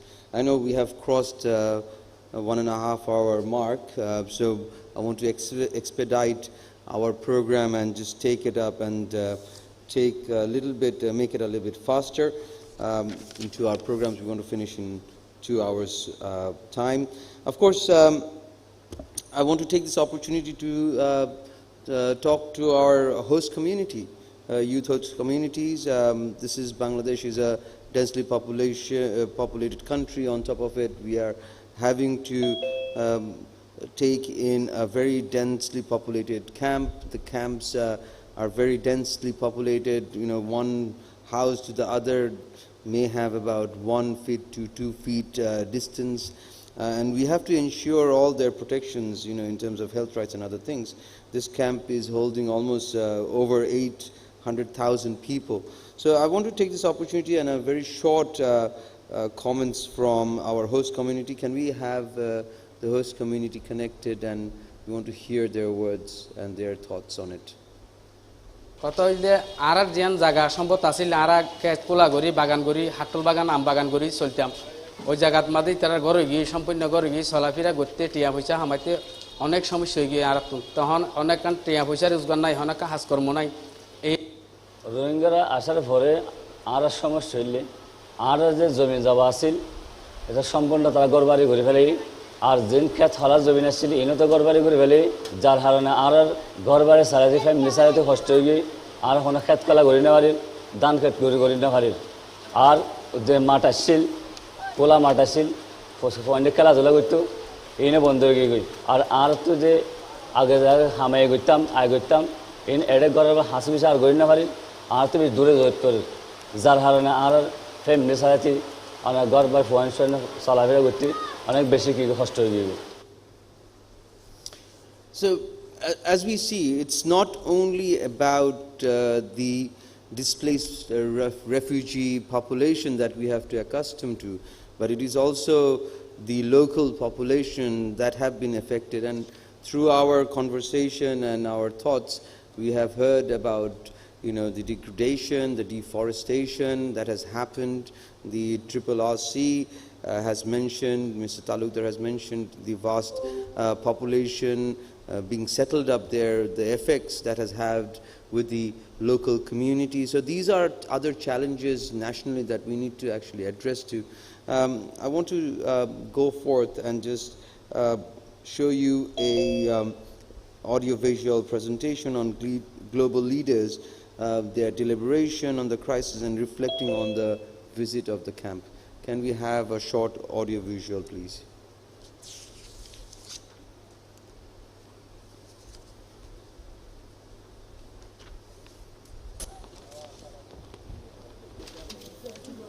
Indonesia appreciates the effort of the government Bangladesh in addressing this refugee issue.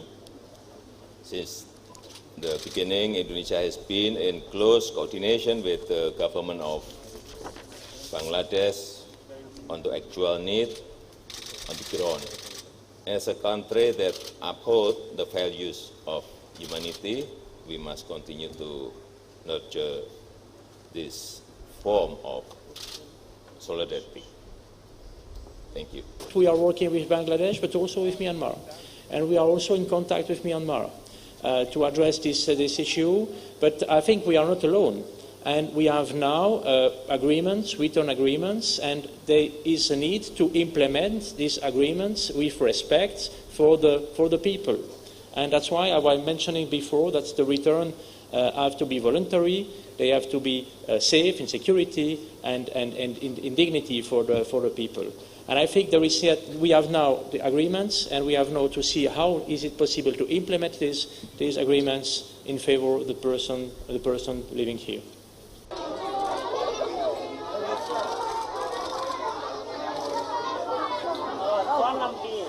The whole country, whole world should pay the concern so that the Burmese authorities can start negotiating, start discussing among themselves how to resolve it in a political way, not with the army, not with atrocities, not with killing people. That's not a solution at all. We need to find a lasting solution. Therefore, international community should be more sensitive and should be more local. Of course, we should be in touch with the authorities in Myanmar, and they have the responsibility. But as the international community, we should help them to find a lasting solution. And they admit, first of all, that there is a problem, and we need to seek a way out. The influx of Rohingya refugees has had a significant impact on the communities of Cox's Bazar. So Canada will take an approach that includes and supports all of the vulnerable population in Cox's Bazar district.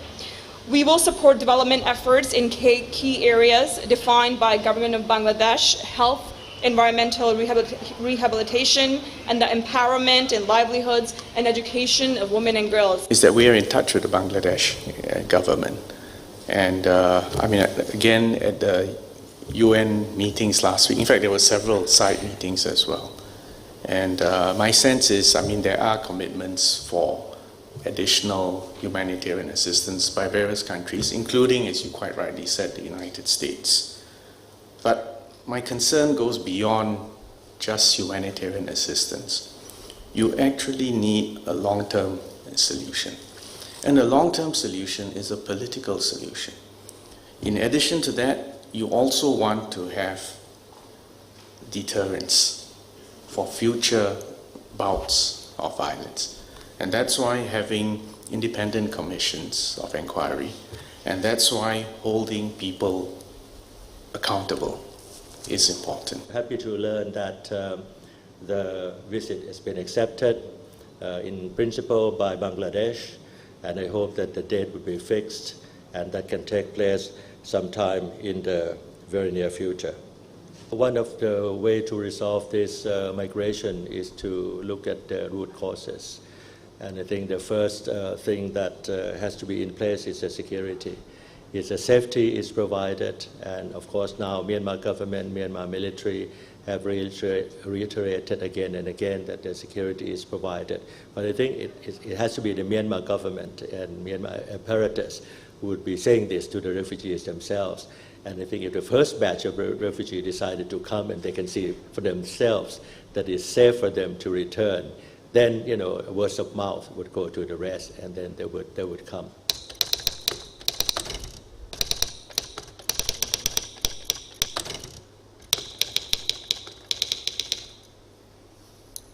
Thank you so much. Of course, we at this very present time, the world is succumbed to major global crisis in the form of COVID-19.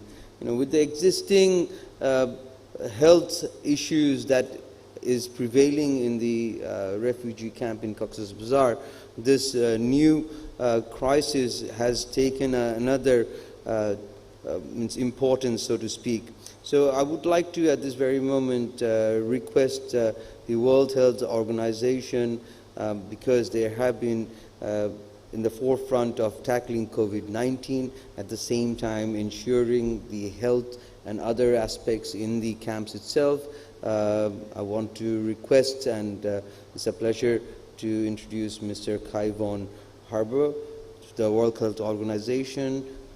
He has joined us. Could we have your delivery, please? Thank you, Honorable Moderator, and thank you to the Ministry of Foreign Affairs for organizing this important event, and thank you to the OIC Youth Group for your interest in our work. It is an honor for me to present among such distinguished speakers and give a very brief update about the situation here from the field. As of today, we have 70 confirmed cases of COVID-19, including 6 deaths in the Rohingya population, and more than 3,200 cases and 53 deaths among the host population in Cox's Bazar district. As you are all aware, the very crowded living conditions in the Rohingya camps make traditional containment measures like physical distancing that were applied successfully in other places of the world very difficult to implement. And this leaves the population so vulnerable for COVID-19. Luckily, to date, we have not seen a massive surge in patients, but we need to stay vigilant and prepare for a rapid increase in cases on short notice at any time.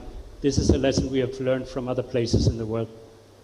And this is why, as a collective effort under the leadership of the government, and with our more than 100 partners from the health sector, as well as all the other sectors providing services here in Cox's Bazar, over the past months, we have built capacities to identify and treat COVID-19 patients through expanding and adapting a disease surveillance system in the camps, strengthening the UNHCR field laboratory at the Medical College here in Cox's Bazar to be able to rapidly confirm any suspect cases, build capacity for outbreak investigation and contact tracing, and setting up facilities with more than 1,000 beds that can provide life-saving treatment for mild, moderate, and severe COVID-19 patients. All of these services are available for the Rohingya population as well as the host population here in Cox's Bazar. The past months have proven once again how essential risk communication is. We have seen that if we manage to explain our recommendations and decisions better, they have much more impact. We have seen this on the global level as well as here on the local level. Community engagement is a key area of concern for the response in the Rohingya camps, and we focus a lot of our effort on enhancing healthcare-seeking behavior among the population, working intensively with other sectors on reaching out to the community through community health workers and other volunteers to address rumors and misconceptions that are unfortunately widespread. While preparing and responding to COVID-19, we have to minimize the secondary impact of this pandemic on the population. What we have learned from other major outbreaks in the past is that the excess mortality and morbidity from other causes can be higher than from the disease itself due to the disruption of routine health services and decreased utilization from the population. This is why we put a strong focus on the maintenance of essential health services. In particular, we must continue to do all we can to avoid a simultaneous outbreak of a vaccine-preventable disease in the camp. This would be very difficult to manage. This is why we are working very hard together with our partners and under the strong leadership of the government of Bangladesh to ensure that immunization programs are sustained. Dear young leaders of the OIC, I would like to close this brief intervention by highlighting that what we have seen in many places around the world is that the rate of transmission of COVID-19 among the community is largely driven by individual behaviors. And in this regard, all of us have an important role to play in this pandemic. It is important that we continue to follow the rules established by the local health authorities to limit the spread of the disease. I would like to take the opportunity to thank the government of Bangladesh, the Deputy Commissioner, the RRC, the civil surgeon, and all our partners for the excellent collaboration and leadership in these difficult times. Thank you so much. Thank you so much for your valuable opinion and thoughts. I want to extend my request to Ms. Nicole Epting, the Senior Coordinator, Intersector Coordination Group, to say a few words, please. Thank you very much, Honorable Moderator and Ministry of Foreign Affairs. Ladies and gentlemen, thank you very much for inviting me to speak at the OIC Youth Leadership Summit. I'm very happy to be with you. As mentioned, my name is Nicole Epting. I work as the coordinator for the Rohingya refugee response for the humanitarian community in Cox's Bazar. I am sorry to hear that you were not able to come and visit us in person. We were looking forward to welcoming you here in Cox's Bazar, but I am happy that we are able to gather together online. So I've also been asked to say a few words about the situation during the COVID pandemic here in Cox's Bazar. The humanitarian community is, as my colleague mentioned, working very closely with and in support of the government of Bangladesh to mitigate and respond to the impact of the pandemic, both on the Rohingya refugees, as well as the Bangladeshi communities who've hosted them for years. Together, we are providing a multi-sector response that addresses the health priorities while also continuing life-saving activities as well. Since already end March, early April, the humanitarian community, and by this I mean around 150 different organizations, United Nations agencies, national NGOs, international NGOs, we have all significantly reduced the number of humanitarian staff working on the ground, those traveling to and from the refugee camps, in order to limit the spread of the virus. And we are delivering only the most critical services to both the refugees and the host community. This has meant a reduction of approximately 80% of the staff of delivering services in support to over 860,000 refugees in 34 camps, as well as the Bangladeshi host community. As such, we have turned to the community themselves. They are resilient and very capable, and we've had to rely on them in this extraordinary situation. We've strengthened the capacity of the Rohingya refugee volunteers and the Bangladeshi volunteers who are working on the ground. And to the extent possible, we've put in place alternative modalities to ensure the continuation of critical services remotely in some cases. And we've tried, for example, to combine services and distribution when possible. One key activity, as mentioned already by my colleague from WHO, is building the capacity of health facilities in the context of the COVID-19 response, including increasing the number of intensive care beds in the district. And we are proud to say, as my colleague mentioned, that we have already set up 10 isolation and treatment centers in the district, and soon we'll have 17 isolation and treatment centers for the most severe cases. And these are open to and being used by both Bangladeshis in the host community as well as Rohingya refugees who are COVID-19 positive. Additionally, in the camps, we've been working on mechanisms to support Rohingya refugees who are asymptomatic or have mild cases to stay in their shelters and receive assistance in place, and have paid special attention to older persons in the camps who are particularly at risk. We've been supporting them through targeted messaging. We will be helping them also with home deliveries of non-food items such as liquid petroleum gas or shelter items, food items, and healthcare. We've made sure that we have been able to provide meaningful access to specialized services for persons at heightened risk. That could be girls, boys, men, and women of all ages who have diverse needs and vulnerabilities.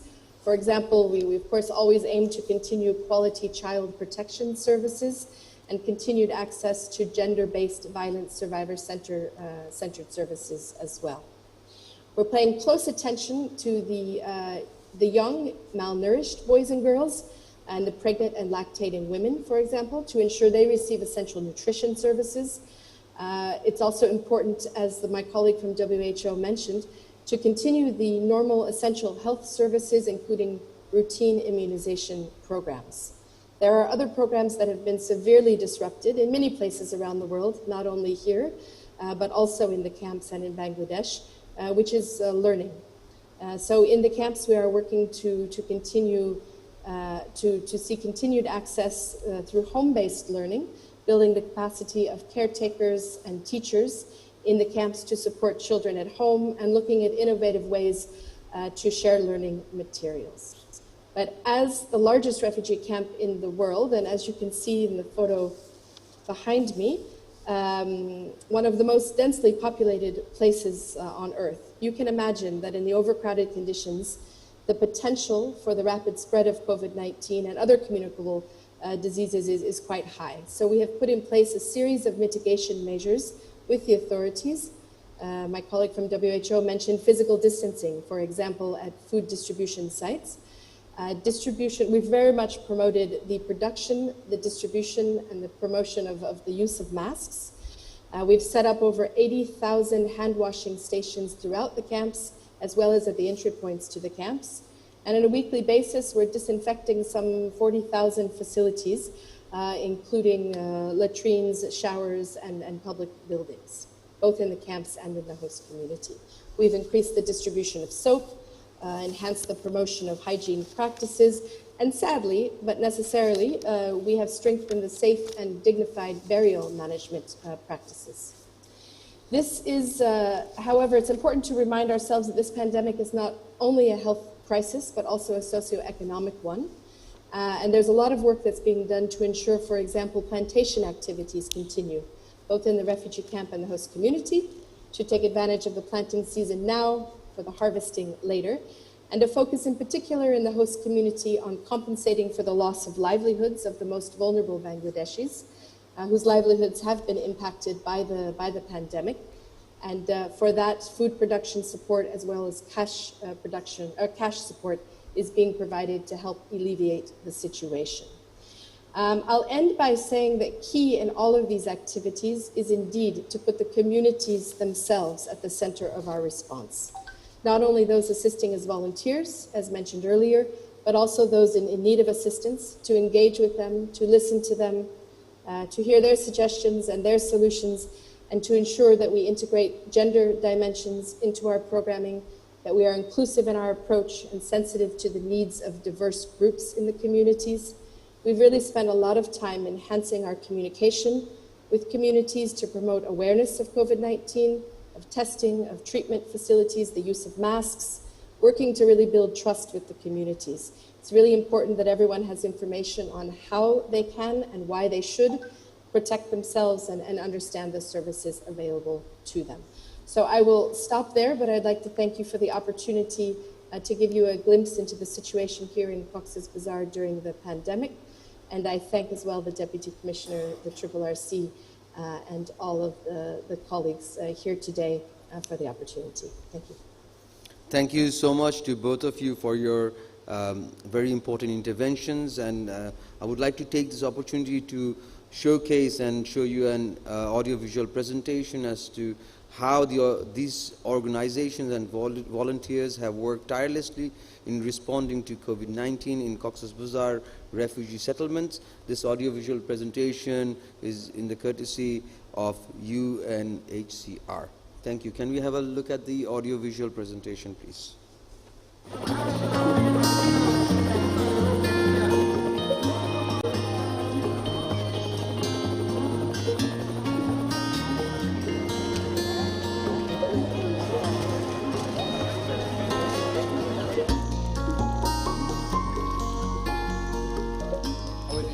Taking my life in my hands to be standing here in the middle of the road. The Rohingya refugees are taking shelter in their homes. Fortunately, there are no confirmed cases yet. This is one of the most crowded places on earth, with over 859,000 refugees living in very, very close quarters. We are in a race against time.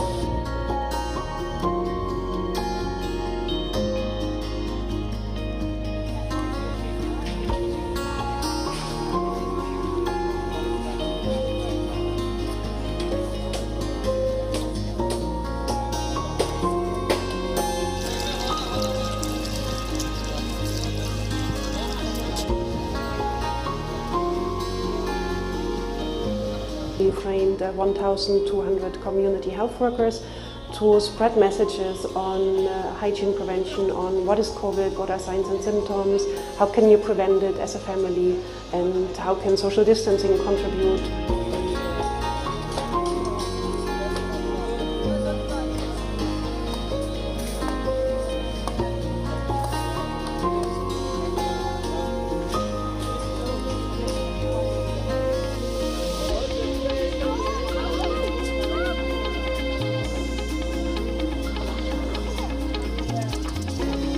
UNHCR Cox's Bazar has taken all the initiatives to double the distribution of soap as well as distribution of female hygiene kits in the camp. There are standard queues, maintaining safe distance from each other.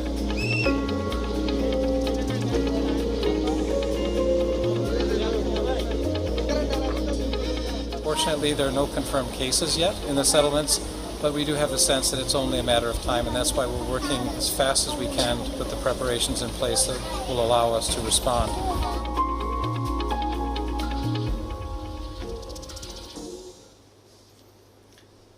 Thank you to our guests and panelists. We have had a very fruitful, long discussion, and of course, in the time of COVID, we do need to appreciate the health workers, the community volunteers, that they have worked tirelessly and they have taken this initiative to ensure the safety of these refugee settlers in Cox's Bazar. We want to take this opportunity to listen to two young representatives of the Rohingya communities, what and how their journey has been to ensure their rights and getting justice, and then of course we will be closing our formal session, and later on we have a whole bunch of questionnaires and a lot of opinions and questions from the 75 country representatives who are with us. So can we have a short interview of the two young refugees, what they have seen and experienced, please?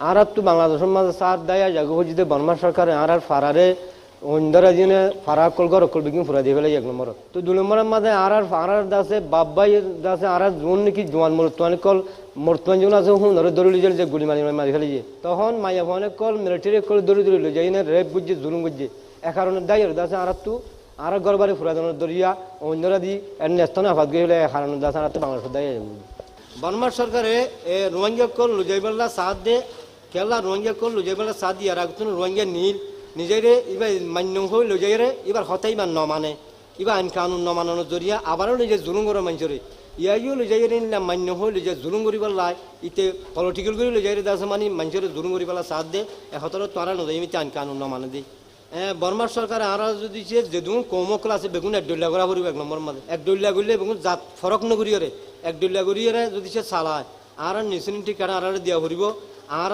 যেদিন জিনিস নির্যাতন করছি আর দিয়া পড়ব আর জায়গা জমিন আর দিয়া পড়ব আর হক আর দিয়া পড়ব আর তু আর ফোন সরকারের মাঝে লোয়া পড়ব মিলিটারির তা পড়ব পুলিশের তা পড়ব মাস্টরির ডাক্তারির বেগিনের তা পড়ব তাহলে জায়গা যাই পারা পড়ব যেন নাকি সারা দেশের মাঝে দিন নাকি চলাফেরা করি পারে কমকলে হিনলা করে চলাফেরা করি পারা আর তো শান্তি পাওয়া পড়ব তোলে হতার তো যাই যাই মারা সারা বিশ্বত বর্মা সরকারের যেদু সাথ দিয়া করে যেদু ধরা বাঁধা ঘুরিয়ে আছে আর আইন কানুন মানি বললা আর জুলুম নগরী বললা মানে রোহিঙ্গারে তোলে আর হক আর লইয়া ঘুরিব আর নেশনিটি আর লইয়া ঘুরিব তোলে আর যেন নাকি শান্তি করি তাই পারিমান আর হক আর লই দিলে দুনিয়ায় যদি আর শান্তি করে দে তোলে আর যাইবলা তৈরি আছে বর্মা তো আরা বাংলাদেশের মাঝে কেয়ালা আগে গিয়ে হলে আরা রোহিঙ্গা কমিউনিটিলা হন দিলা human right equal right women right হদিন আরালা নাই না থাকি তার আরারে বছরে আরারে নির্যাতন করতে আরারে লাশ তুই তার আরারে মানুষের মারি ফেলাই জরা দি ফেলাই গোড়া ফানে কল অন্যত ফালা দি ফেলাই বাদে তার আরারে পলিসি করিয়ে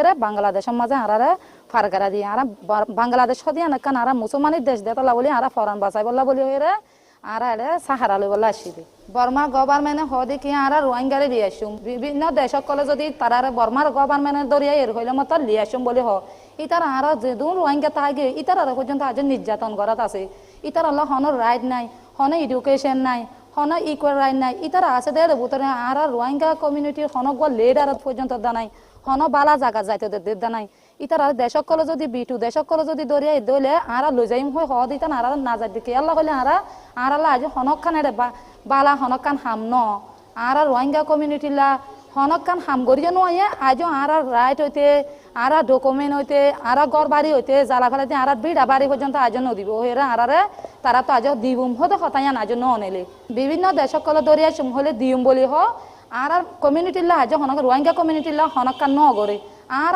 এটারা তখন কুঁজিত দে ন আর আছে দিন এরা লুকাই ফেলাই দিন এরা আর আবার নতুন করি রিস্টোর করি পাল্লা হই দিয়ান পর্যন্ত আজ গড়ি নয় এতলা বলি আর না যাই দি আর বর্মার মাঝে খেং গলে যাই হইলে বর্মার গভর্নমেন্টে তো বেগুন ইতারা বর্মার গভর্নমেন্ট যোন নাকি বর্মা আছে মক আছে ইতারা তো পুলিশ আছে বজি আছে বৌমু আছে ইতারা তো যেন নাকি গভর্নমেন্ট কল আছে ইনলা আর রোহিঙ্গা গভর্নমেন্ট দেন একু দিল্লা তাকা হরিব মায়ে হন্দালা সেফটি হদিয়া কেসু নাই মায়ে হন্দালা সেফটি তা হরিব এডুকেশন ইউনিভার্সিটি হদিয়া রোহিঙ্গা কমিউনিটি কল ক্লাস 10 পাস হই বাদে ইউনিভার্সিটি ফরি না বারে ইউনিভার্সিটি যাই ফারা করিব যেন নাকি মককল জেনলা ইকুয়াল রাইট ফার রোহিঙ্গা কমিউনিটিতেও ইকুয়াল রাইট ফা করিব বর্মার গভর্নমেন্ট তো মানুষ হদি বা পাবলিক কল ইতার আল্লাহ গভর্নমেন্ট তো পাবলিক হদিয়ান ইম্পর্টেন্ট দে এখন আর রোহিঙ্গা কমিউনিটি তো গভর্নমেন্ট হদিয়ান ইম্পর্টেন্ট এটা লাইতার আর নির্যাতন করে দিয়ান নগরা করিব আর পাবলিক তো হনকা হতা হুসা লইরে গভর্নমেন্ট তো গড়া করিব দিয়ান আর জানি ইনলা ফুটি দেশ মাঝ জেনলা ইকুয়াল রাইট আছে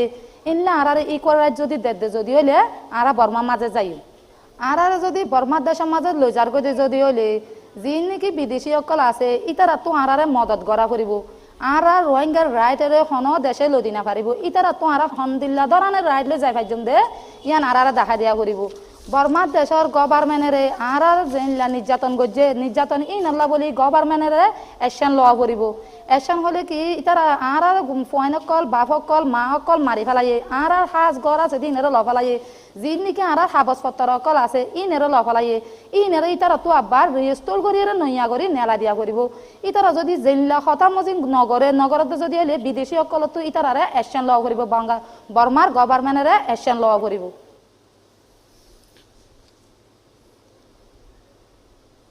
With this, we want to close the formal session. I want to thank all my colleagues and participants who have been patient in this long discussion and very fruitful discussion. I want to take this opportunity to invite Mohammed Delwar Hussain, Director General in Ministry of Foreign Affairs, to conduct the question and answer session, and of course with it to give his closing remarks. We have over a lot of questions from all across Bangladesh and in all of the world, and I want to forward those questionnaires to Mr. Delwar Hussain to conduct this. Thank you, Mr. Delwar Hussain. Thank you, Honorable Member of Parliament. Actually, it is my honored to be a part of this event that gathers a lot of young leaders and experts from all over the world. Today we have received a lot of questions from all over the world, covering all the continents. I have gone through all the questions, and I see mostly the people have interest about repatriation, the role of international community in facilitating repatriation. And also some people, they have some certain question about accountability. And also there are some questions about COVID-19 response for the Rohingya camp. And also a few questions about the impact of Rohingya influx on host community and environment in Cox's Bazar. So what I will do, due to time constraint, we would not be able to address all these questions. But I guess most of the questions have been addressed by lucid deliberations of the distinguished speakers. And now I would like to refer a few questions to the speakers. And I would like to put forward 2-3 questions at a time. I mean the similar question, or at least on the similar issue. So first cluster of question will be addressed to UN system. If UN resident coordinator is here, she can respond, and also Steve can supplement. Fatim Al-Absi from Yemen. He has raised a question, why there is no international pressure on Myanmar government to let Rohingya back home. And similar question from Mehbiz from Bangladesh. Part of his question is, can UN compel the Burmese government to guarantee safety and security without intervening the sovereignty of that country? And also, there is another related question.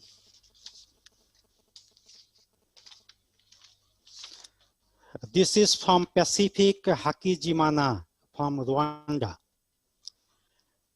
He wants to know, if Myanmar agree to let Rohingya back, how will UN and other humanitarian organizations ensure the security of Rohingyas in their homeland and make sure their rights are well attended? Thank you. I give the floor to Mia Seppo.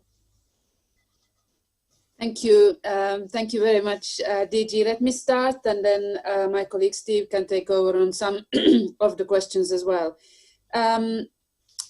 I don't think it's fair to say that there's been no international pressure. I mean, there has been, and there continues to be, and there will continue to be pressure on Myanmar. This has had some impact in terms of human rights accountabilities, which were referred to earlier. In particular, the ICJ process and the provisional measures. This has also had some progress on the other human rights mechanisms. There is also pressure around some member states who have put sanctions on certain individuals, or economic sanctions on Myanmar. Some of that on the basis of some of the reporting under the fact-finding mission that the Human Rights Council supported. And then, of course, you have the conversations at the UN General Assembly. The visual showed the messaging from the Honorable Prime Minister of Bangladesh using the UN General Assembly. Where there has been less progress is through the Security Council, which, as you know, has been quite divided on this issue. And as we know, historically, if you have a divided council, then you have a lack of political will, and political solutions requires political will. But it should be noted that there has been more briefs on the Rohingya crisis in the council in 2018 than any other crisis. And there has been presidential statements on the crisis as well. All these mechanisms together, the human rights track, the search for political solutions, the the preparing the ground for getting a conducive environment for return is all to compel Myanmar. Can the UN or any member states impose on Myanmar? No. So it is this complicated process of engaging, dialoguing, and tackling the issue from many different points of view. And then, of course, it's recognizing that ultimately the decision to return home rests with the Rohingya, who have to have the trust and the confidence to go, and that means the conducive conditions on the ground has to be met as well. So, Delva Diji, if you would want to continue on this question, then of course Steve can elaborate on the conducive conditions. Otherwise, up to you if you want to continue.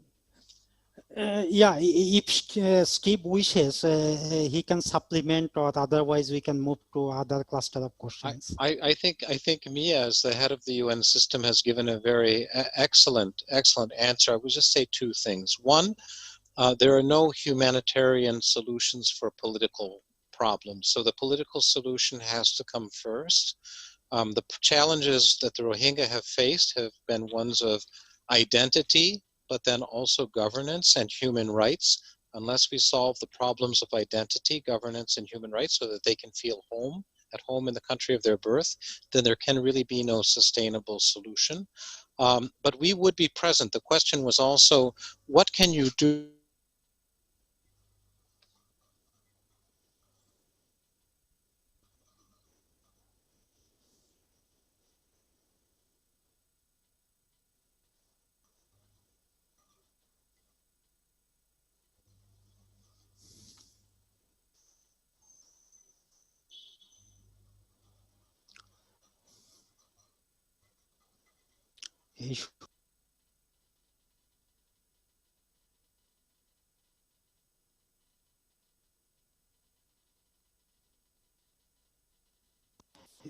Yes, I had a bit problem with my internet. So sorry, I lost power. Yeah. Pardon me. Okay, I also lost internet connection. And there are also the similar question, particularly on repatriation, and always it is addressed to UN system. Because many people, they feel that UN is the representative of international community. So I have another question, almost similar. That is from Roberta Boyang. He's a Gambian German, but now based in Netherlands. So he wants to know, I wanted to ask whether you believe Myanmar will be safe for Rohingya to return anytime sooner in the near future. As I learned, there was immense social media propaganda against these people. So won't they be met with hostile treatment and continuous oppression if they return?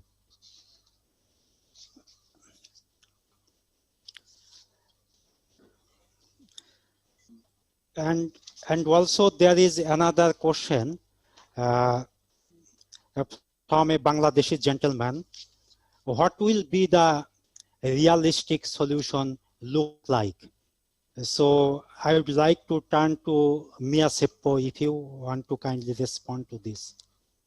Thanks. I think the issue of, I mean, whether you look at the Rwandan genocide or whether you look at what happened in Myanmar, the issue of hate speech and incitement is obviously an enormous concern and an early warning sign. The issue of increase in hate speech and incitement is a real problem now during the pandemic, and something certainly that young people who spend a lot of time on social media have a key role to play in terms of catching it, stopping it, preventing it, countering it, and getting correct information out. In the case of Myanmar, the issue of hate speech has been a concern, but it's also laws and governance and legislation and access to rights, which needs to be tackled before you would have conducive conditions for return. What the solution will look like, and I'm going to give over to Steve to complement. A durable solution has many pieces. It's not just one thing. It's potentially, you know, in some countries, a level of reintegration. It can be third country resettlement, but of course, it's also return. And you heard from the refugee voices that they want to go home when they feel safe and confident to do so. So over to Steve to speak a bit on durable solutions. Oh, thank you very much, Mia. And I think the refugees probably have already said it better than I could. What I have heard from, well, there have been many projects inside Myanmar to build houses, to try to create villages. But what the refugees say to me is, I will go back with the same shirt I was wearing when I arrived in Bangladesh and nothing more, and I will rebuild my life if I will be safe and secure, and my children will be safe and secure. So that is the foundation stone of a durable solution, is safety and security. And I would say the other foundation stone, as I said earlier, was governance and human rights. People have to have confidence in the society that they're going to be part of the society, that their rights will be recognized. Many other things can then follow. We can do many things as humanitarian and development actors to rebuild infrastructure, stimulate the economy, even work at the social level to build social cohesion and bring people together. But the most important thing is to resolve the underlying conflict, make people feel safe and secure, and then they will go home much faster than you believe. And I see we have a colleague who's joined us from Rwanda who could tell us many, many things about the challenges of reconciliation in the aftermath of conflict, but it's not impossible. It's not impossible if there is goodwill and there's effort. Thank you, Steve and Mia Seppo. I have a question. I would like to refer it to EU ambassador if she is still here. The question is from Tanjida Islam from UK. She says, if one of the problems for Rohingya in Myanmar is hostility that they face, how should we go about changing the hearts and minds of the Myanmar government and some of its people so that Rohingya can be accepted to return? Madam Ambassador, if you are still here. I think she's not with us, but of course any one of us here today can actually answer the question, I presume. In that case, may I refer this question to Mofidul Haq sir, from the civil society perspective. Please, Mofidul Haq sir. Well, will you just repeat the main piece of the question? Yes, sir. Actually, the main question is what we should do to change the heart and mind. I mean the attitude and line of thinking of Myanmar government and a section of Myanmar population so that they accept Rohingya. Well, it's a very complex issue, but if we look into the reality, there are a few new elements which is emerging. One is the Arakan identity, which is a new phenomena, and the Arakan identity, they are mainstream Buddhist Arakanis. They are making a claim that they have been colonized by the Burmese Buddhist authority with the domination over the kingdom of Arakan. And I think this is a very interesting historical phenomena because kingdom of Arakan was a pluralistic kingdom where the Muslims, Buddhists, Karen, and many other nationalities were living together for centuries. Then with the British advent of the British rule and also the domination of the Burmese authority from Yangon has changed the scenario. So this is a very new phenomena. And then another is that Myanmar is very much dominated by the military. And the constitution and the structure of democracy, it's not democracy in that sense. We do not know what will happen in the next election, which is coming, but we cannot place much hope on that. But also there are some signals that even within the mainstream Burmese community, and we know about civil society movement, maybe it is very weak, but they are also raising new voices, especially the artists, the writers, the journalists. So we can think that the society in Myanmar is not one solid structure. So there are pluralistic tendencies, there are many different elements, but because of the totalitarian regime, it is very much a militaristic society till now. So this is maybe one area where we will look forward how things shows in the coming days. But it is also very important for the international community because there are many agreements within the UN and others that incitement to violence, hate speech, using the social media for promoting, instead of promoting peace and harmony, we see that many misuse of the social media, fake news, and all these things. And this has complicated the whole issue. So there is a responsibility also for outside players here. And I think it's a long struggle, but let's continue the struggle and see what is the outcome.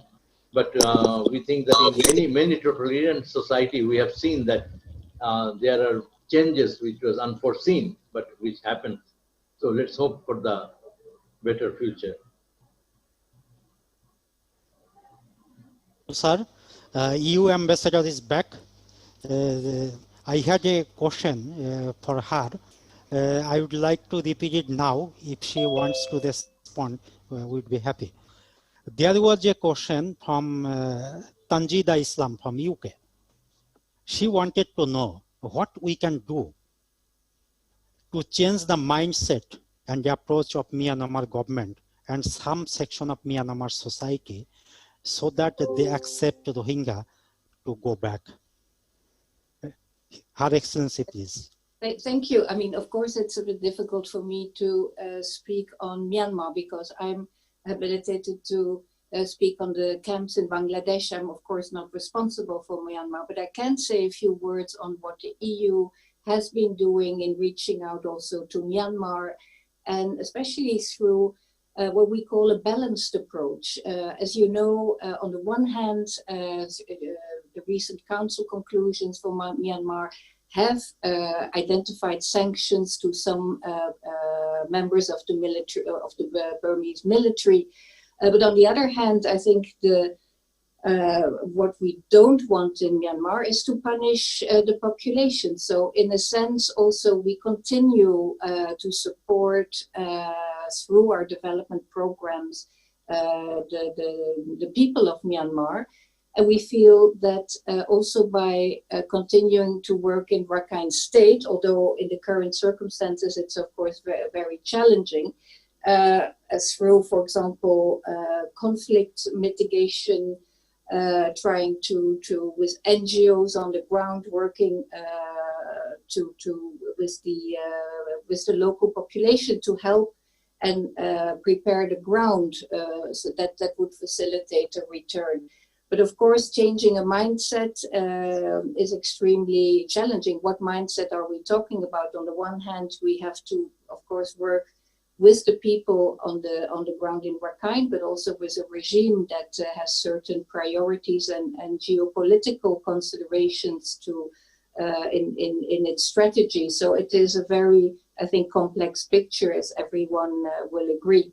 And I think the other way is that the international community needs to join hands through the various fora, whether it's the Human Rights Council, the Security Council, despite the challenges there, and to continue. I think what, as Mia also said, and Steve, what is happening recently on the ICJ and the ICC, this is also a process we have actively supported. And as you know, the EU also has actively participated to the creation of the fact-finding mission, and we So this is another avenue we are continuing to hope that in the end there will be a satisfactory solution to this process. Thank you. Thank you, Your Excellency. Now I would like to pick the last question, and I would like to address it to Honorable Member of Parliament. There is a question from Tashan Fatima from Pakistan. She wants to know, what are your expectations from the international youth and the global community in solving the Rohingya crisis?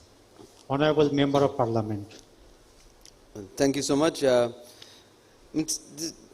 Eventually, this is the ultimate question that comes across. What can we look forward to? The international community, along with Bangladesh hosting the huge influx of Myanmar displaced population, we have done a lot, but our expectations are pretty much set by the statement and recommendations being set by the Honorable Prime Minister Sheikh Hasina in UNGA. It's very simple. We want to ensure the safe return of these Rakhine State population and to ensure a safe transition, as been mentioned by UNHCR, UN representative, EU ambassadors, and everyone that has actually contributed to the session, that there is a process, and diplomacy unfortunately takes a lot of effort and time. The way that we as the youth population have engaged in this discussion, this only shows that we care about the global youth and the population and our future. We have to ensure that we voice for the people who do not have the voice to seek justice, and hence utilize all the means that is necessary to generate awareness and support for those people. Now, diplomatically, Bangladesh has been supported by the international community and have pressurized the Myanmar government to resettle and repatriate these displaced population, but it is taking much more longer time than we are actually assuming to be. So my expectation is very simple. We continue to give hope to these displaced population. We continue to collaborate, work together to ensure their safe transition. And for the time being, of course, Bangladesh being the host country in terms of taking care of them, we need to ensure different aspects that has been discussed: health, education, then mental health, and also there is a couple of questions that I've come across to ensure that they are temporarily being placed under care and they are given work opportunities so that they can actually build and create that environment for self-sustaining for the time being. So, you know, this is a very broader and uncertain future that is existing right now. We are very, as been mentioned, we have to be hopeful that all our efforts go towards repatriation and a safe transition for these people to be sent back to their home country where they get their fundamental rights, and to ensure that everyone has to work together to actually make sure that it happens as such. Sorry, this is a way I can always say it. Thank you so much for the question. Thank you. Thank you, Honorable Member of Parliament. Now, as expected, I am supposed to make some concluding remarks. And I am asked to make my remarks on a specific theme, which is road to peace, solution, and possibilities. Actually, solution is already there, but before embarking on that, I would like to give an overview of where we are right now. Actually, many of you might already be aware that Rohingya are not here for the first time. Actually, they have been coming here for the last 4 decades. It has become a perennial problem. And in Cox's Bazar Rohingya camp, you will find many people who are in Bangladesh for the second or even third time. So why it is happening? Because in the past, unfortunately, we were not able to address the core concerns, core issues. And this time, we have decided that enough is enough. This time, better we focus on a durable solution. And we concluded 2 bilateral instruments with Myanmar. And those instruments that covers many areas to facilitate a durable solution. But unfortunately, our intense diplomatic engagement with Myanmar in the last 3 years hardly produced any result. The government of Myanmar, they have yet to demonstrate the political will to resolve this crisis in a durable manner. As UNHCR representative mentioned, they have concluded an MOU that focuses on facilities. But the main issue, rights and related issues, that still remains unaddressed. And to my understanding, that is the core issue, which needs to be sufficiently addressed. And our experience in last 3 years, that suggests that only bilateral or extended bilateral involving some of our partners may not produce the desired result. Probably we need coordinated and concerted international involvement and intervention, particularly meaningful engagement with Myanmar government to find a solution. The problem originated in Myanmar and the solution also lies with Myanmar. We cannot find a solution without Myanmar. We need to engage them. But it is a global problem. It is a global responsibility. All of us should make concerted effort, engage with Myanmar, try to convince them, and also we need to sensitize Myanmar about the potential risk of not being able to settle this crisis at the earliest possible. We have already noticed that refugees, they started getting impatient and desperate. We have witnessed some attempts of perilous journey by sea. And UNHCR chief, when he was addressing at UN Security Council on 18th of June, he warned that there is clear desperation. And in the coming days, such dangerous venture might even increase if we fail to make progress towards permanent solution. So, at this stage, I would like to urge upon the international community, all our partners, to engage in a meaningful way with Myanmar government for a durable and comprehensive solution. And for youth leaders who are with us, we have also expectation from them.